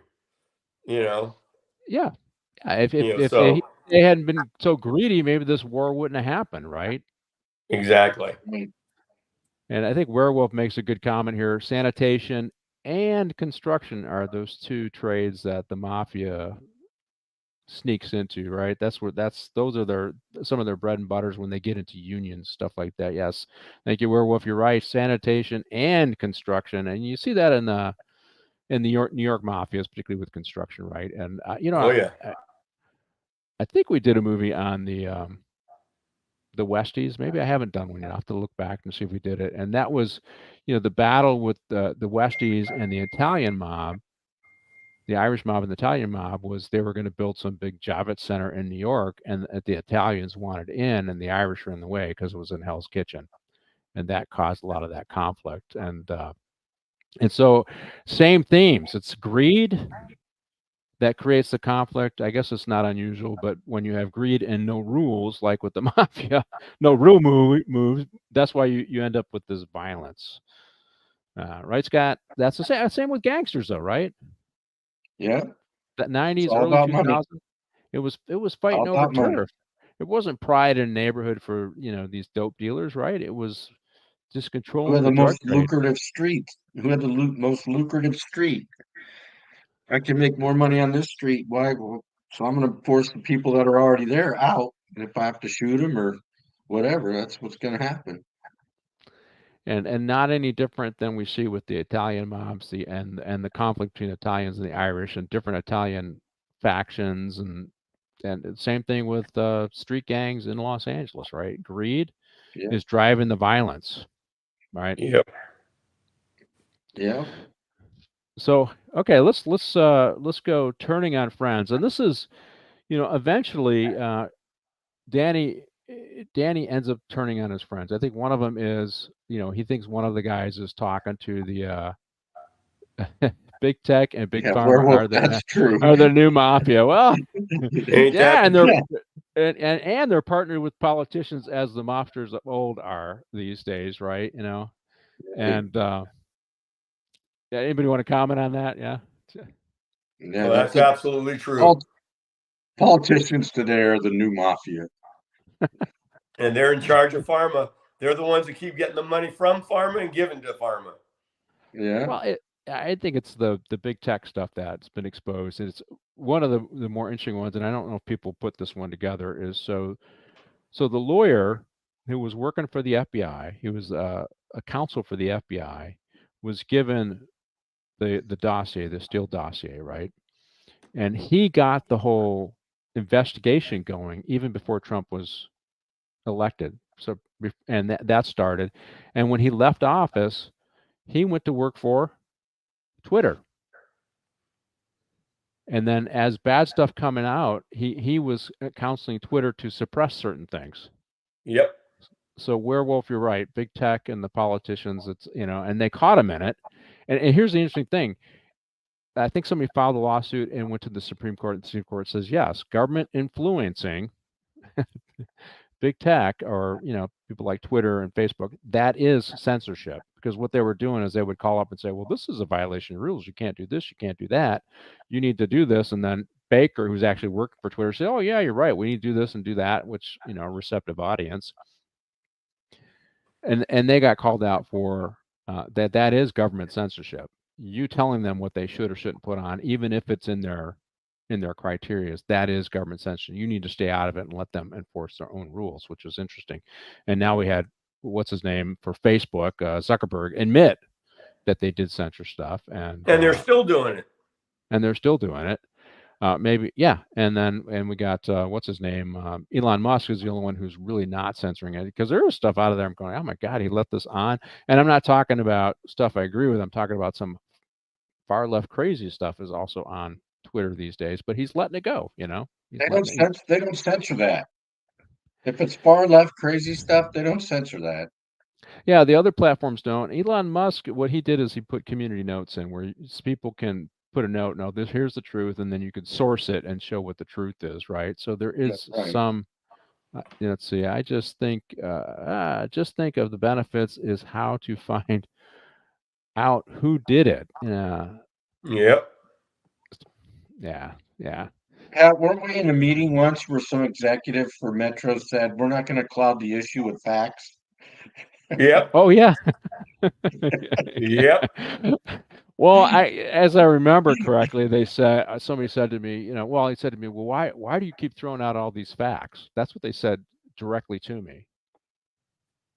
And it was, and I said, what do you mean? We're trying to make a decision here. You need facts. It was actually, it was a big controversy about Gates, so we put in Gates, and and I had gathered a lot of data that indicated that we had a much lower fare evasion rate than was being presented, and this is where I felt that there was something going on behind, where there was some grift going on, where they were paying off the politicians. That's how I felt, because the politicians were, well, there's 10 to 12, even 20% fare evasion rate, and they had me in a meeting, and I threw up my graphs and I said, here's what it is.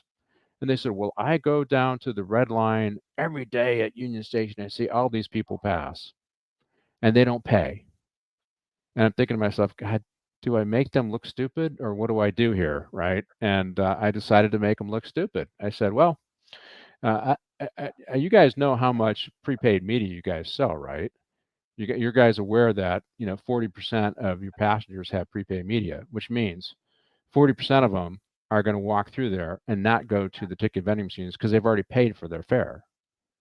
So when you see that many people passing the ticket vending machines without paying, it's because they've already bought a day pass, a weekly pass, a monthly pass. It's prepaid fare, which is your program. You understand that, right?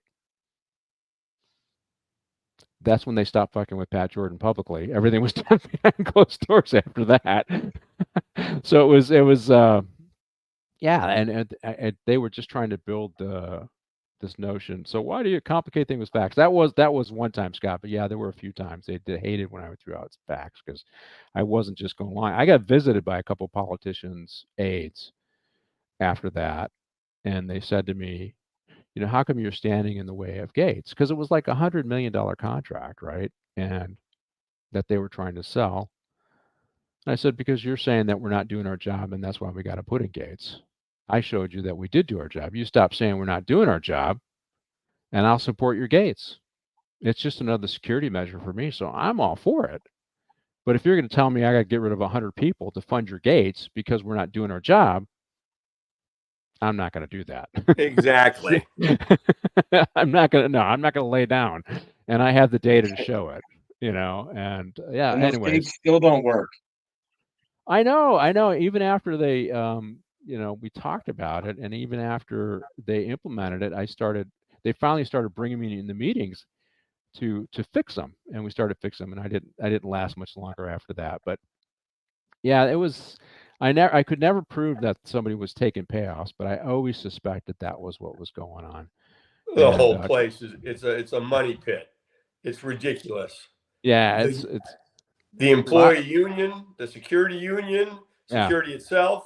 When you have overtime that you foresee for next week and you pay me for it, that doesn't mean I worked it, but you're paying me for foreseeable overtime.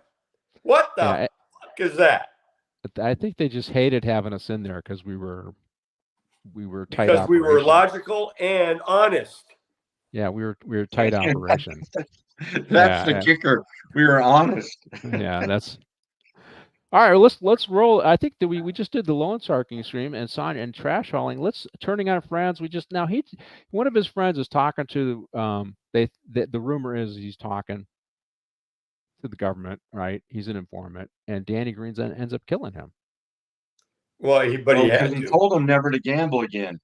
And he starts gambling again. Got in deep gambling, and now he went to the feds to try to get from being beat up or killed. Yep. And he's turning on everybody. You know, yes, that guy laid his own bed. Sorry.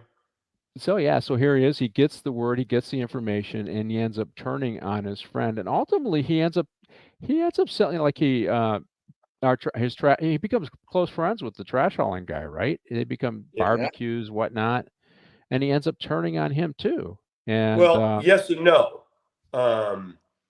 He was forced to go in there and say, "Hey, look, this is what's happening." And Sharippa goes off on him, and he's trying to tell him, "Look, we can do this, and you don't have to worry." And then the mafia says, "Well, now you got to kill him." He goes, "I'm not going to kill him. He's got 10 kids. You know, he's got a moral ambiguity there because he likes Sharippa. He doesn't want to kill him. So he says, well, I got to do something with my turncoat, my traitor, who I saved before by mixing with the mafia to give him the longshoreman stuff. So, and he promised me he wasn't going to gamble. He did. And now he's going to testify. So he makes him go plant the bomb, and he blows the bomb up. And what he wanted to do, I believe in his mind was, I'm going to let Sharippa know, hey, we can get to you, but I don't want to hurt you. But Sharippa, being the hothead he is, then comes back at him later. Right. Is it being a hothead, or is it somebody that, you get in these tough blue collar towns and you're expected to, take care of your business, right? Yeah, but Sharippa didn't realize what was going on. He was trying to tell him, I don't want to kill you. But then Sharippa starts shooting at him, and he ends up killing Sharippa, which killed 2 birds with 1 stone. But morally, he didn't really want to do that. He wanted to send a message and take care of the traitor. So I thought he was up and up for the most part, on that part. Yeah, I agree, John. I think he was trying to just let him know that, hey, I'm going to get rid of this guy that's going to snitch on everybody, but I'm going to do it so Sharippa gets the Fratto or whatever, gets the message that, hey, we can kill you if we want to.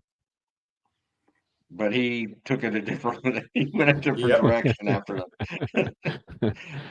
Well, here's the other thing. So the thing about Danny Green is he did join the Marines out of high school, right? And he was assigned as a shooting instructor, right? Yep. Because and in the movie it portrays him as a lucky shot. He's got a 2-inch, and he managed. That wasn't no lucky shot.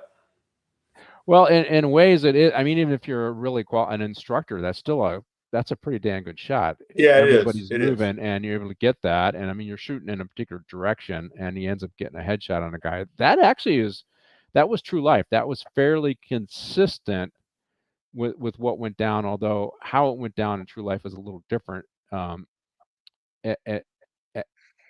With the whole car thing and all that other stuff, but it was a lucky shot that he got off on this guy. The guy had the drop on him, but Danny Green, as the luck of the Irish. So let's talk about that. So Scott, so you're a former Marine. You just go on instinct. You pop up and you shoot at the threat, and some of it's luck, but some of it is also training, right? Yeah, I had with our favorite captain, that night, he said, well, and actually Baca said it when he was the chief. He said, well, it's a good thing for that good sheriff's department training. And I said, everything I did tonight, I learned in the Marine Corps. And Joe James was like turned white, and Baca, who was a Former Marine. former Marine, goes, yeah, probably. But our favorite captain was like, oh my God, I can't believe he said that to the chief. Well, But then I thought, so I thought, you're so out of touch with people, you should have expected that to come out of my mouth. Well, Exactly. yeah, now you did 10 ring the guy, and he was still up and ready for action after you took out his descending order, if I remember correctly. But I it think was the headshot had a lot to do with it too. well, that came after. It was I to think the that head, came to round the 2 chest. because he was still standing after that first exchange. Because that's when I was like, oh, I got to go get that guy. But it's interesting. I tell that people are getting bits and pieces of the story, but there was 8 people in that lobby too when this gunfight was going on. I don't know if you remember that, Scott. I But remember when two. Sheriff Baca was the chief at the time, so John doesn't know the story, and so I'm the watch commander. My first night as watch commander, and Baca comes to see what's going on, and the bad guy's laying in the lobby, and we got a stringer, reporter outside taking video, and the captain says, oh, we got to knock that. We can't let the stringer get a picture of this. What will the community think? And Baca said, no, let him get a picture of him. People need to see if you come into a sheriff's station and shoot our deputies, this was going to happen to you. That's what Baca said. And I always remembered that. And I was there when it was said. So I know that it happened, right? So, but yeah, it was, and then eventually he relented. Oh, okay, Joe, close the door, and we closed the door so the stringer couldn't get any more video. Yes, But yeah, Leibach. yeah. But he turns into Danny Green turns into Robin Hood. Let's roll that scene. And this is pretty. Danny Green was also a boxing champ when he was in the Marine Corps. Oh, I didn't know that. That's right. Yep. So he's, but he's also very good with his hands. Very good with his hands, good with his guns. Yeah, so it isn't just luck, right? No. It isn't just luck. But he does what a lot of, now here he has this conversation with this old Irish lady, and she says, there is some good in you, Danny, right? And you see this is where she gives him the cross that you talked about earlier, and I think he sees it as his good luck charm. He wears it, and the movie implies it's his good luck charm, and once he gives away his good luck charms, he's killed. But she says something to him. Well, you're really a good guy. Now this is probably fictional. Who knows whether this really happened, but it was written into this movie. And then you suddenly see Danny Green becoming kind of the Robin Hood of the neighborhood, right? Which is why everybody loved him, right? Here, and they have all these guys. And these were actually, I think some of these were scenes from back in the day, right? Where they actually took video. What do you think of Danny Green? Well, this guy, the police took my mini bike and he went and got it back. And then he's giving turkeys away, which is a la La Cosa Nostra in certain neighborhoods, right? Taking care of the neighborhood and doing a little bit of charity work to make sure the neighborhood stays on their side, helping make sure the neighborhood stays safe for the old ladies in the community. They'll break the legs of their sons, but they'll make sure the old ladies are safe in the community, right? And and so he kind of becomes this Robin Hood, and you kind of see the scene at the police station where he's walking through and he's giving away turkeys as well, right? So he becomes Robin Hood, which is a tactic used by gangsters all the time. Right, John? Oh, absolutely. John Gotti used to do crap like that. Al Capone did stuff like that, back in the day, especially when you had the soup lines. He's always giving department did stuff like that. Oh yeah, I remember. We used to give out turkeys in Carson. Yep. The sheriff's department did. Yeah. Yeah. Well, we gave away turkey. The police gave away turkeys, but we're talking about the gangsters do it particularly to look good. I remember I was reading a story about Dutch Schultz. Remember that guy, right? And he was on trial, and they moved the trial to a small town, and then he's just out, giving turkeys away, doing all kinds of stuff, and he he basically bought the town, and then he got acquitted, right? Because everybody loved, this is a great guy. It can't be him, and he ended up getting acquitted on that. And of course, that's okay because he wanted to kill Dewey, right? That's what he got on the Right. wrong side of the Italians because he wanted to kill the special prosecutor, and they said, that would bring too much heat down. But hey, being the big guy in the neighborhood, taking care of the neighborhood, giving away turkeys, throwing a little bit of money around, that's typical. And it also leads to him wanting to have a bar, which I think kind of is That's his the begin- downfall. yeah, it's the beginning and the end. And he borrows. He talks to Chandra Byrne here about having a big old Irish bar and paying for it and borrowing money, and he didn't realize the money was actually borrowed from the New York mob, right? And Well, he was somehow, actually told that, but what he didn't realize is this is what the mob does. Number one, they wanted to control him, being the Irishman. They wanted to control him. So how do you control him? You give him money for his restaurant, and then if you look at what was played in The Sopranos, all the restaurants that they invested in, eventually they bleed it dry and they use it as a cash cow to launder money, and then they burn it down and they get the insurance. And plus, by giving him a loan, and Shandor saying, "Oh well, hey, my courier got hijacked, so you owe 70 plus the vig, 80,000, whatever." And he goes, "Time out. I never saw any money. You owe the money." And that's when, Chandor said, "Well, we got to kill this guy now." But they wanted to get him on the hook for that money. Right. And then they'd own him. And he didn't realize that. He didn't realize that if he did get the restaurant, they'd still own him. That's his mistake. When he told him we have to go to the Gambino family, he should have said right there, "No, thanks." And he was all about trying to build an independence, have his own place, and so he can pull away from the Italians. That's what I saw in this. Yeah, and you're exactly. right. They wanted to keep go legit. He wanted a legit business. Right. And why would you go to your criminal associates who are criminal? That's the other. There's no honor amongst thieves, right? And so it's not surprising it happened. Well, I think he felt Chandra was like a substitute father to him because he had brought him along and made him a loan shark heavy, and he was giving him advice every time they met, and he didn't realize that advice he was given was to fuck him. Right. Yeah, I'm glad he blew up Shandor.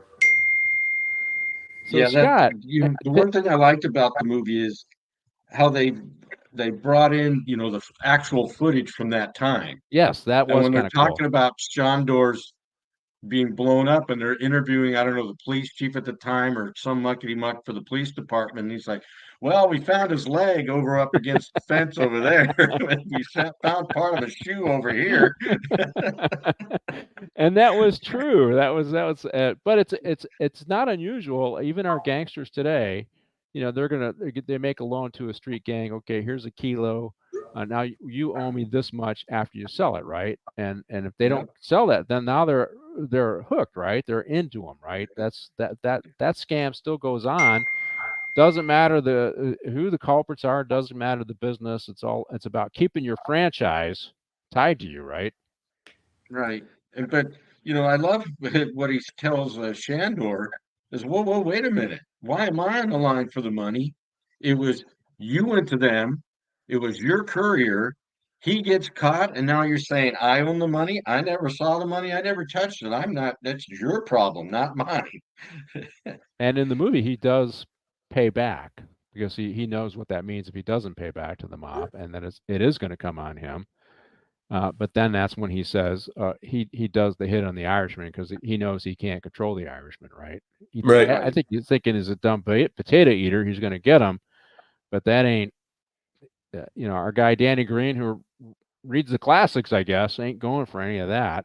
So let's roll that scene, kill the Irishman, and this is all true life. After this happened, Chandra Burns, who had a good relationship with Danny Green's, put the hit out on Danny Green. And here's our guy, right? They're having their conflict. This is the conversation you just talked about, Scott.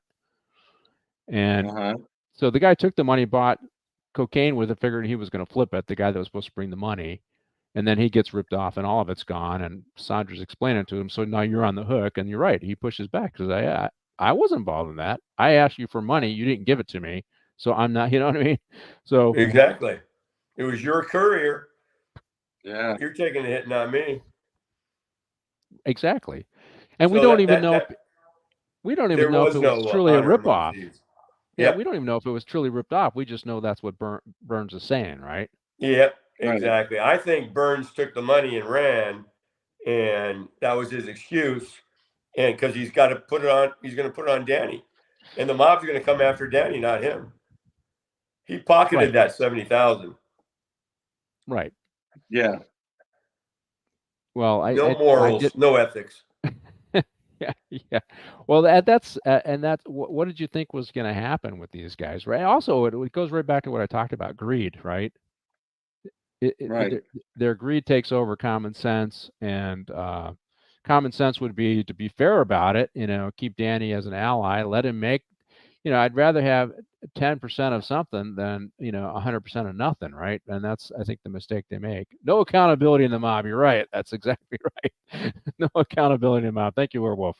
And but yeah, so this was the downfall for Danny, right? This is where there was always a little bit of conflict with the mob, but this was the hits out, and once he then defends himself essentially because he finds out the hit's going on, and now it's a war, and when he eventually takes out Sandra Burns, he becomes the target of the Italian mafia because he's a moneymaker. This guy's a moneymaker for the mob. Right. So he was essentially, you see it, the Sopranos plays it out pretty good.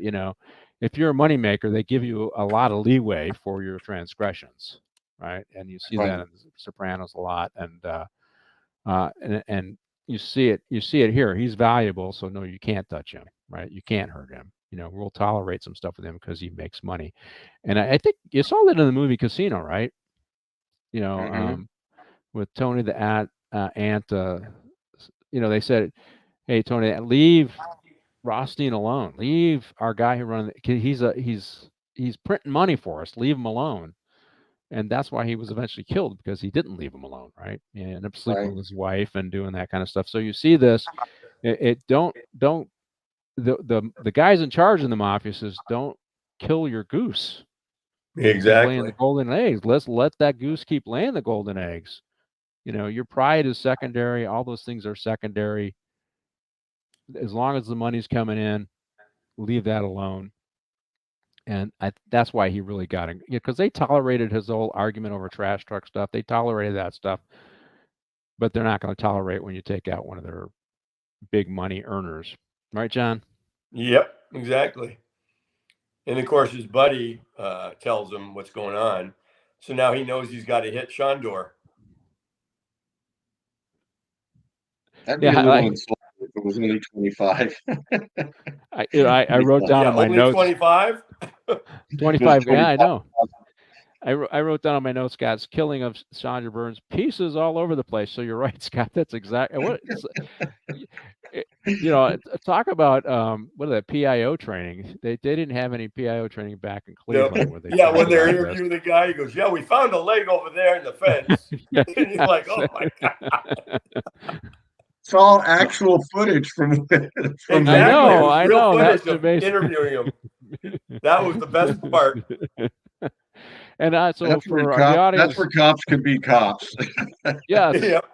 Yeah, not anymore. I mean, God, everybody be wringing their hands and, oh my God, the trauma because you talked about it. The gritty blue collar time. I also wrote no saints, right? He gets blown up outside of a church, and there ain't no saints involved here. These are all bad guys, right? But hey, moral ambiguity though. Remember the little old lady who's crossing the street? He runs out and gets her and moves her. That's happened in other mafia movies too. So that probably another dramatic license by the movies.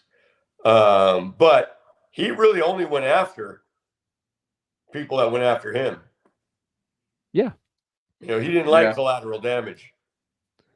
Yeah. And you see that his friend Nardi says, "Hey, you can't go after Sean Burns. Be careful."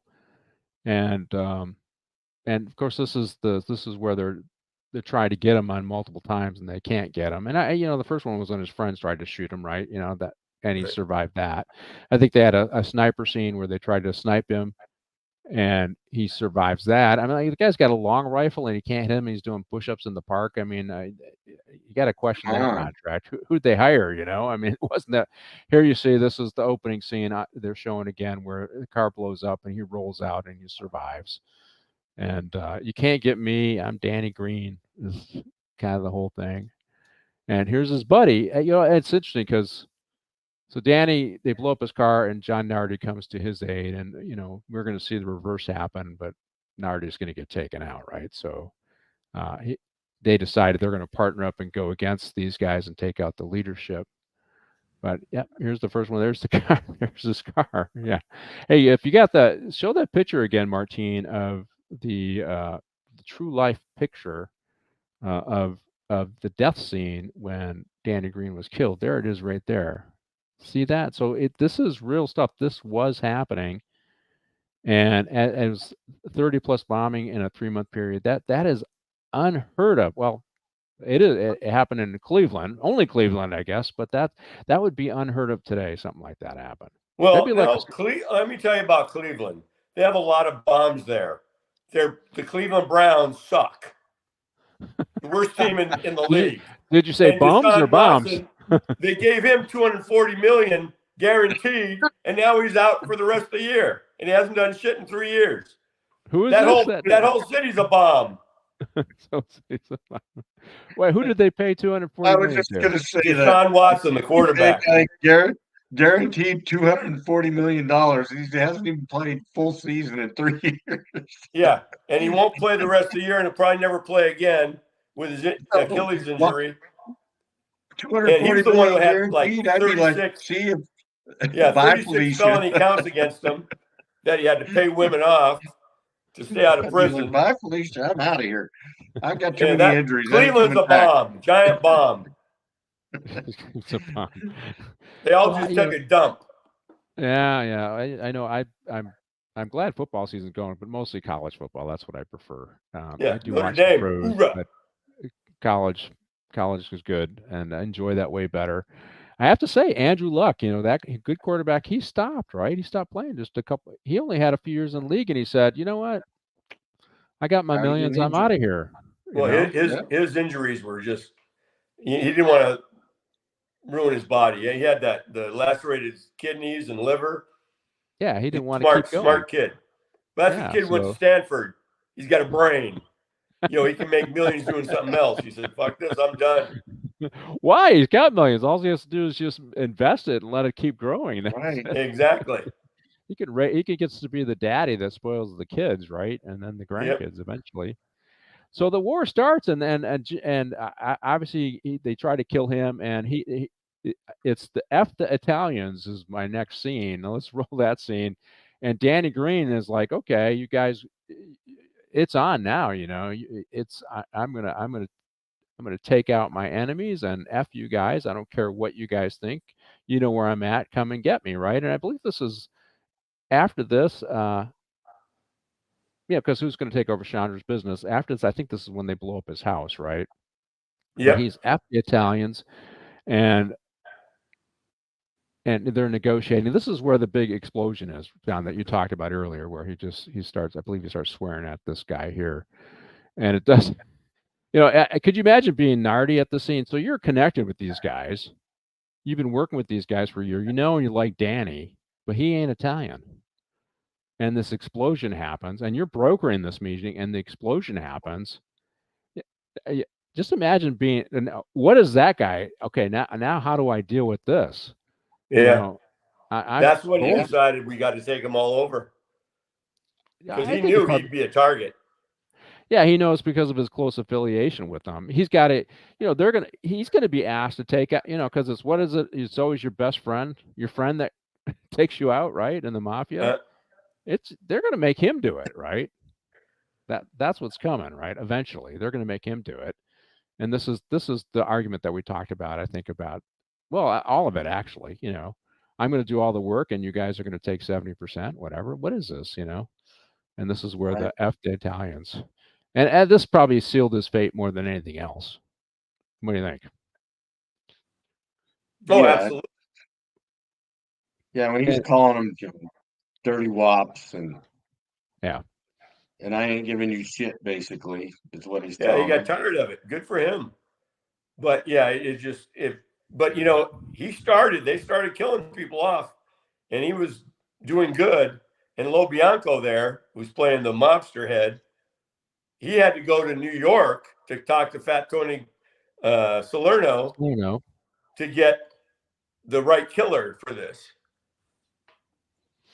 And this is where he's at a disadvantage because he's going against the national La Cosa Nostra, and he's got a small Irish crew, and there is no national connection of different Irish crews. Right. And he's at a huge disadvantage. And they do hire somebody to come from LA to take him out. And this starts the summer of love, the summer of bombs. And let's roll that. It's summer of 1976. This is where they talked about 36 bombings in a summertime. I just shake my head thinking, God, this is lunacy. And you see them. This goes through a series of scenes where there's it seems like him and Nardi now partner up, and they're taking people out. Right, they're beginning to take some of his people out. And when I did some research on it, this is exactly true. They took out his number 2 guy. They took out a capo. They're taking out some big people in the Cleveland Mafia. And it was the New York mob that kind of appointed who would be the next boss in Cleveland, right? And the thing about this is it gets embarrassing that they can't handle their own stuff, right? And that's why you got to get help from New York. But I think there's 2 things that I wrote down regarding this scene, because he also gets another love interest, is the 36 bombings. I just think is unprecedented. That is just, I can't, in today's context, I can't wrap my mind around that was allowed to happen. It's funny, Scott, that your dad talked about it and said, we ain't going to Cleveland because of all the bombings there, right? And of course, you guys would never be targeted, but also he gets a love interest here. And all I could think of is, she knows about him.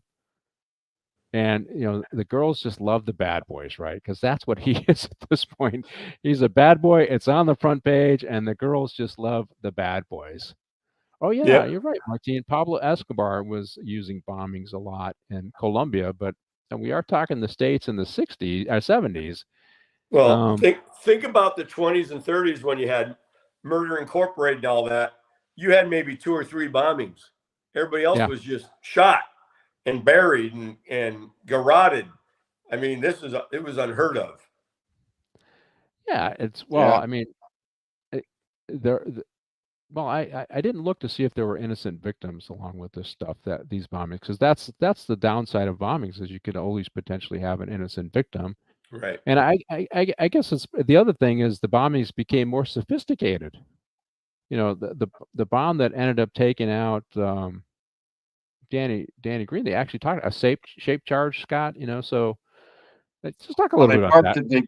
They blew up the car that was actually next to his car. Yep. Right, because they couldn't get access to his car anymore. So they looked, they worked really hard to find out where he was going, and ended up blowing up. But they also, they had to become much more sophisticated, because putting a bomb in the car wasn't working anymore because they were maintaining security on it. So then they had to find a way to, I don't know why they just didn't shoot him. That's the thing. God, wouldn't it be easier just to shoot the guy? Why do you have to, unless this was an honor thing? Hey, you blew up Chandra, so we have to blow you up. There's only one way to go here. I mean, here's another guy getting blown up here. But to me, 36 bombings in one, that I just can't get over that. And then, of course, his love interest, who knows what he's all about, getting in a relationship with him and excited. Here we go. They think they throw the bomb in the trunk with this guy, right? And he sees it blows up. Yep. Yeah. So anyway, it's just this tit for tat bombing back and forth. To me is shocking, and I think that would bring the world down on you today. Oh, absolutely. One bombing would bring the world down on you today, these days, right? Well, and the inept FBI would be out there, trying to take over everything and screw it all up. Yes. And this is where they go to obviously we talked about they go to New York and they talk to Fat Tony Salerno, who is in fact was a mob boss. I think he's in prison now or dead, but he was one of those shot callers, kind of a quiet guy. So you didn't see a lot of him, and they say you missed him 8 times. 8 times they tried to kill him, and they missed him 8 times. And here's what you're talking about. This is an actual clip, Scott, from back in the day, where they're talking about what's going on, a news clip where they're talking about what's going on in Cleveland. So I did like the way they do that. They parse some of these clips in there, and then they go back to the dramatized events. Right. And here's another explosion. This. Well, who's supplying? I want to know who their supplier was. Yeah, I know. Where do they get all these explosives? I mean, is there an armory down there or something? Yeah. Stealing from construction sites. Who knows? Coal mine or That something. was a lot of bombings. Yeah, that is a lot, right? It's Danny Green. And finally, to get him, when they went to Fat Tony Salerno had them go to L.A. to get Ray Ferrito. Yeah. And Ray was a contract killer that specialized in everything, including bombings. And he did the shape charge. And the guy that go ahead. Well, I was going to say, and what did he do when the feds were all over him? Became a witness. Yep. Well, who played him was Robert Davi, outstanding actor. He's played in multiple things. He played a bad guy in one of the James Bond movies with Roger Moore, but he's been in a ton of stuff. The problem with Robert Davi now is he can't get work. He's a Trump supporter. And he's known Trump for 40 years, and he's a Trump supporter. And the only thing he can get is independent films now, which is a shame. Well, let's roll that scene. So how are you going to do it? And this is where they're negotiating the contract. And Fat Tony Salerno has them take some pipsqueak mafioso type who talks too much, as his concierge, take him down there to meet with the guy in L.A. And how are you going to do it? He ends up killing him right there in the car. So obviously he had already been hired to do a contract. This is how you're going to do it. And they said that he doesn't miss. And I did. This was interesting. The whole thing is interesting. The fallout after Danny Green is killed is they get this guy. Now he's supposed to be able to take over the rackets. What Danny Green has in Sandra Bern's racket in Cleveland, and they welch on that. Right? They welch on that, which is one of the reasons why he's primed to turn. And the interesting part of the story is there was a policeman's daughter who was an artist who saw him, and she drew a picture of him. Yes. And when they showed that picture to their organized crime crew at the Cleveland Police Department, they said, "Oh, I know that guy. That's this guy." And then that's what prompted the search warrant. Then they found the guns. They found other stuff that related to the murder, and they pinned him in the murder. And they had already welched on what they were supposed to give him, and so then he flipped, right? But he was also connected to the L.A. mob, and he flipped on everybody. The yeah, he flipped on everybody, and they took everybody down behind this. That's an interesting thing because they do talk about this in the movie. When they investigated Danny Green's murder, it ultimately led to the collapse of the Cleveland mob because they took everybody down. Because the L.A. mob boss, he flipped.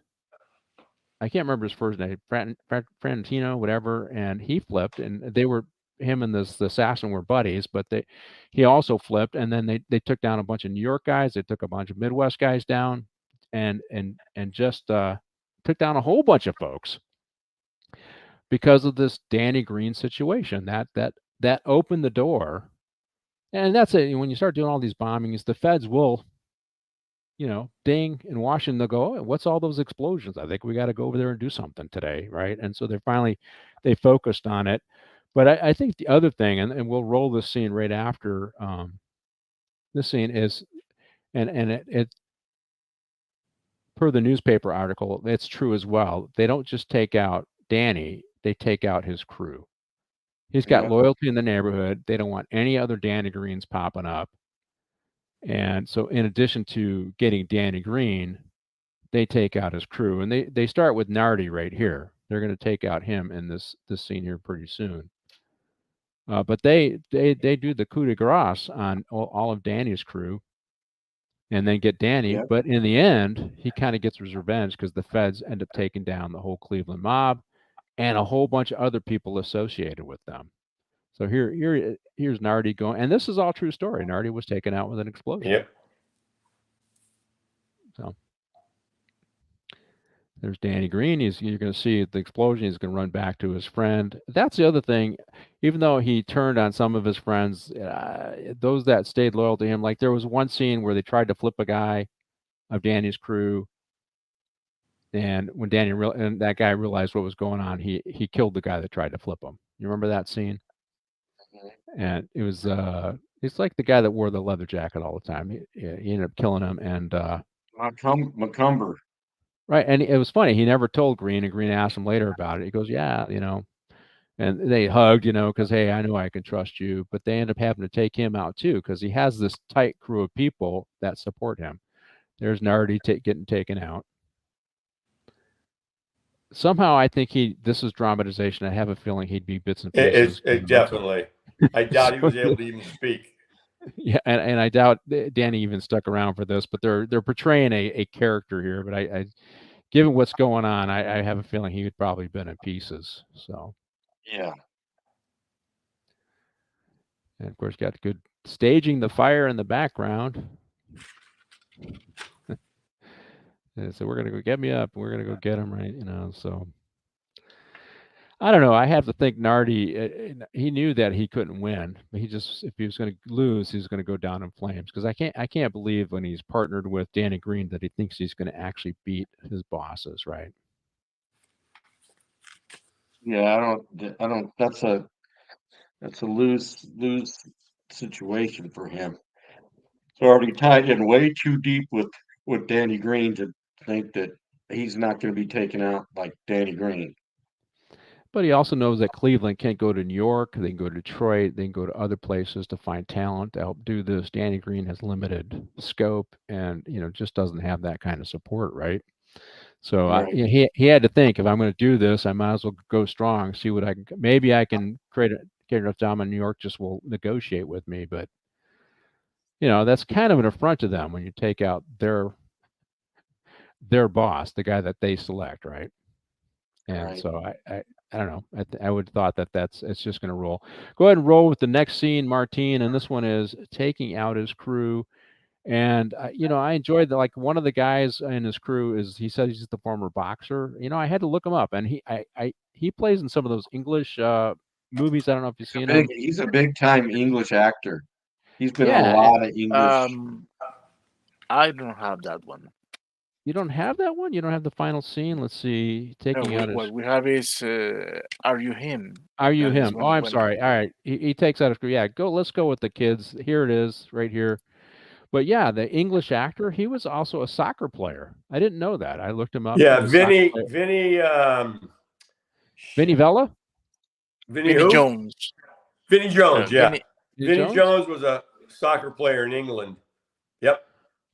And then he became an actor. He's He's been played a a lot lot of great of- movies. Yeah, Vinny Jones. Yeah, he plays the enforcer. I liked his character. I liked the other guy who played in his crew, his character.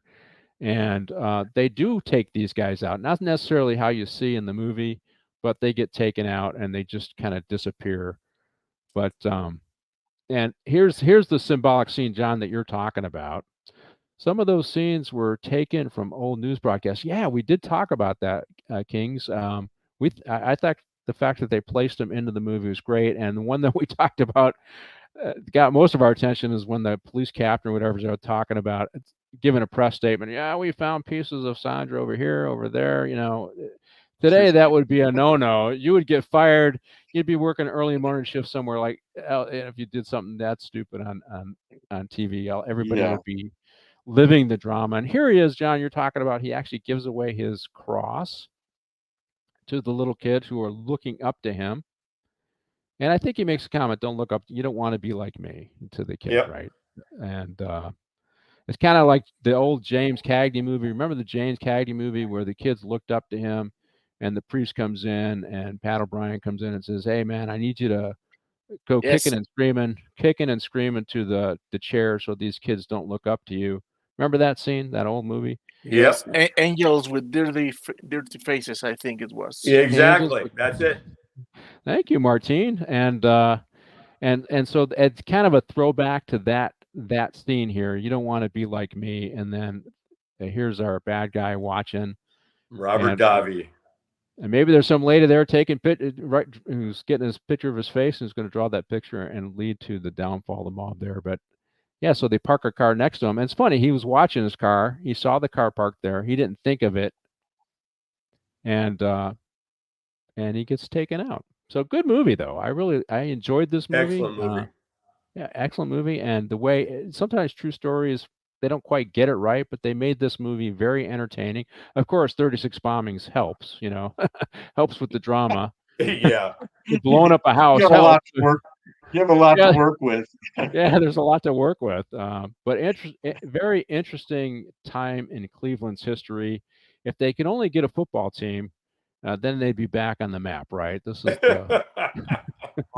like John said, that's another bombing. That's another bombing, right? Yeah.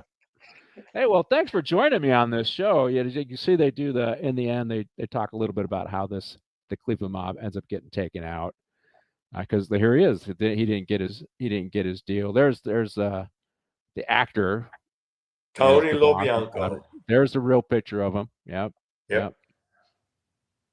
Doesn't look Jimmy like the Weasel Fradiano. That's who it. Yeah, Fradiano. That's the guy. And then he went and testified against everybody that he knew. Jimmy the Weasel is exactly that, a weasel. Yeah. There's no honor among thieves. Well, there's no honor in the mafia. No. And I bet you a lot of these guys have talked over the years. It's just it wasn't paid attention to. Danny's murder directly led to the collapse of the organized crime in Cleveland. Yeah. Did you guys ever hear of the one guy has a podcast? His dad was big in the New York mob. Can't think of his name right now. Yeah, I know who you're talking about. I've seen him. He went to prison for a while, but he was kind of like the yuppie mobster kind of guy. Fraziano or Frasiano. I can't. I know who you're talking about. He does a great. His podcasts are great, and he gets asked questions about, and he tells you the truth. He tells you everything. It's hilarious. Sammy the Bull has a podcast too, but it's not as. Oh, he and Sammy are like this. Yeah, I know. It's not as good as his. I know who you're talking about. No, they butt heads though. They don't like each other. Somebody said, "Hey, do you want to go on a show with a former mobster?" I said, "No, I don't. Because I get asked to go on podcasts all the time. I have no desire to do that." Now Haitians run Cleveland. I don't know if that's 100% true there. Werewolf, but they definitely have some problems there. And hey guys, we're at the end of our show. Thank you for joining me for this one. I like having you guys together on these historical ones because one, there's good banter, but you guys do your research, so I do appreciate that. And I'll be in touch for the next one. Thank you so much. Okay, guys, have a good one. God bless. See you, John.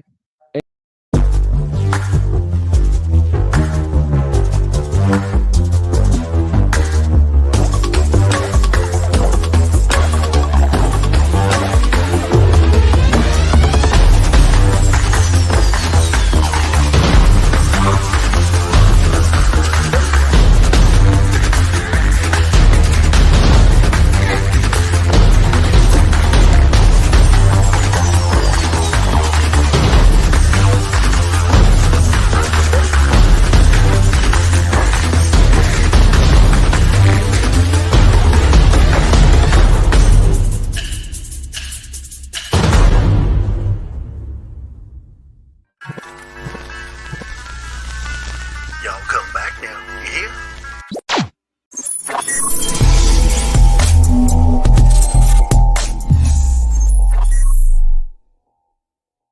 Thank you.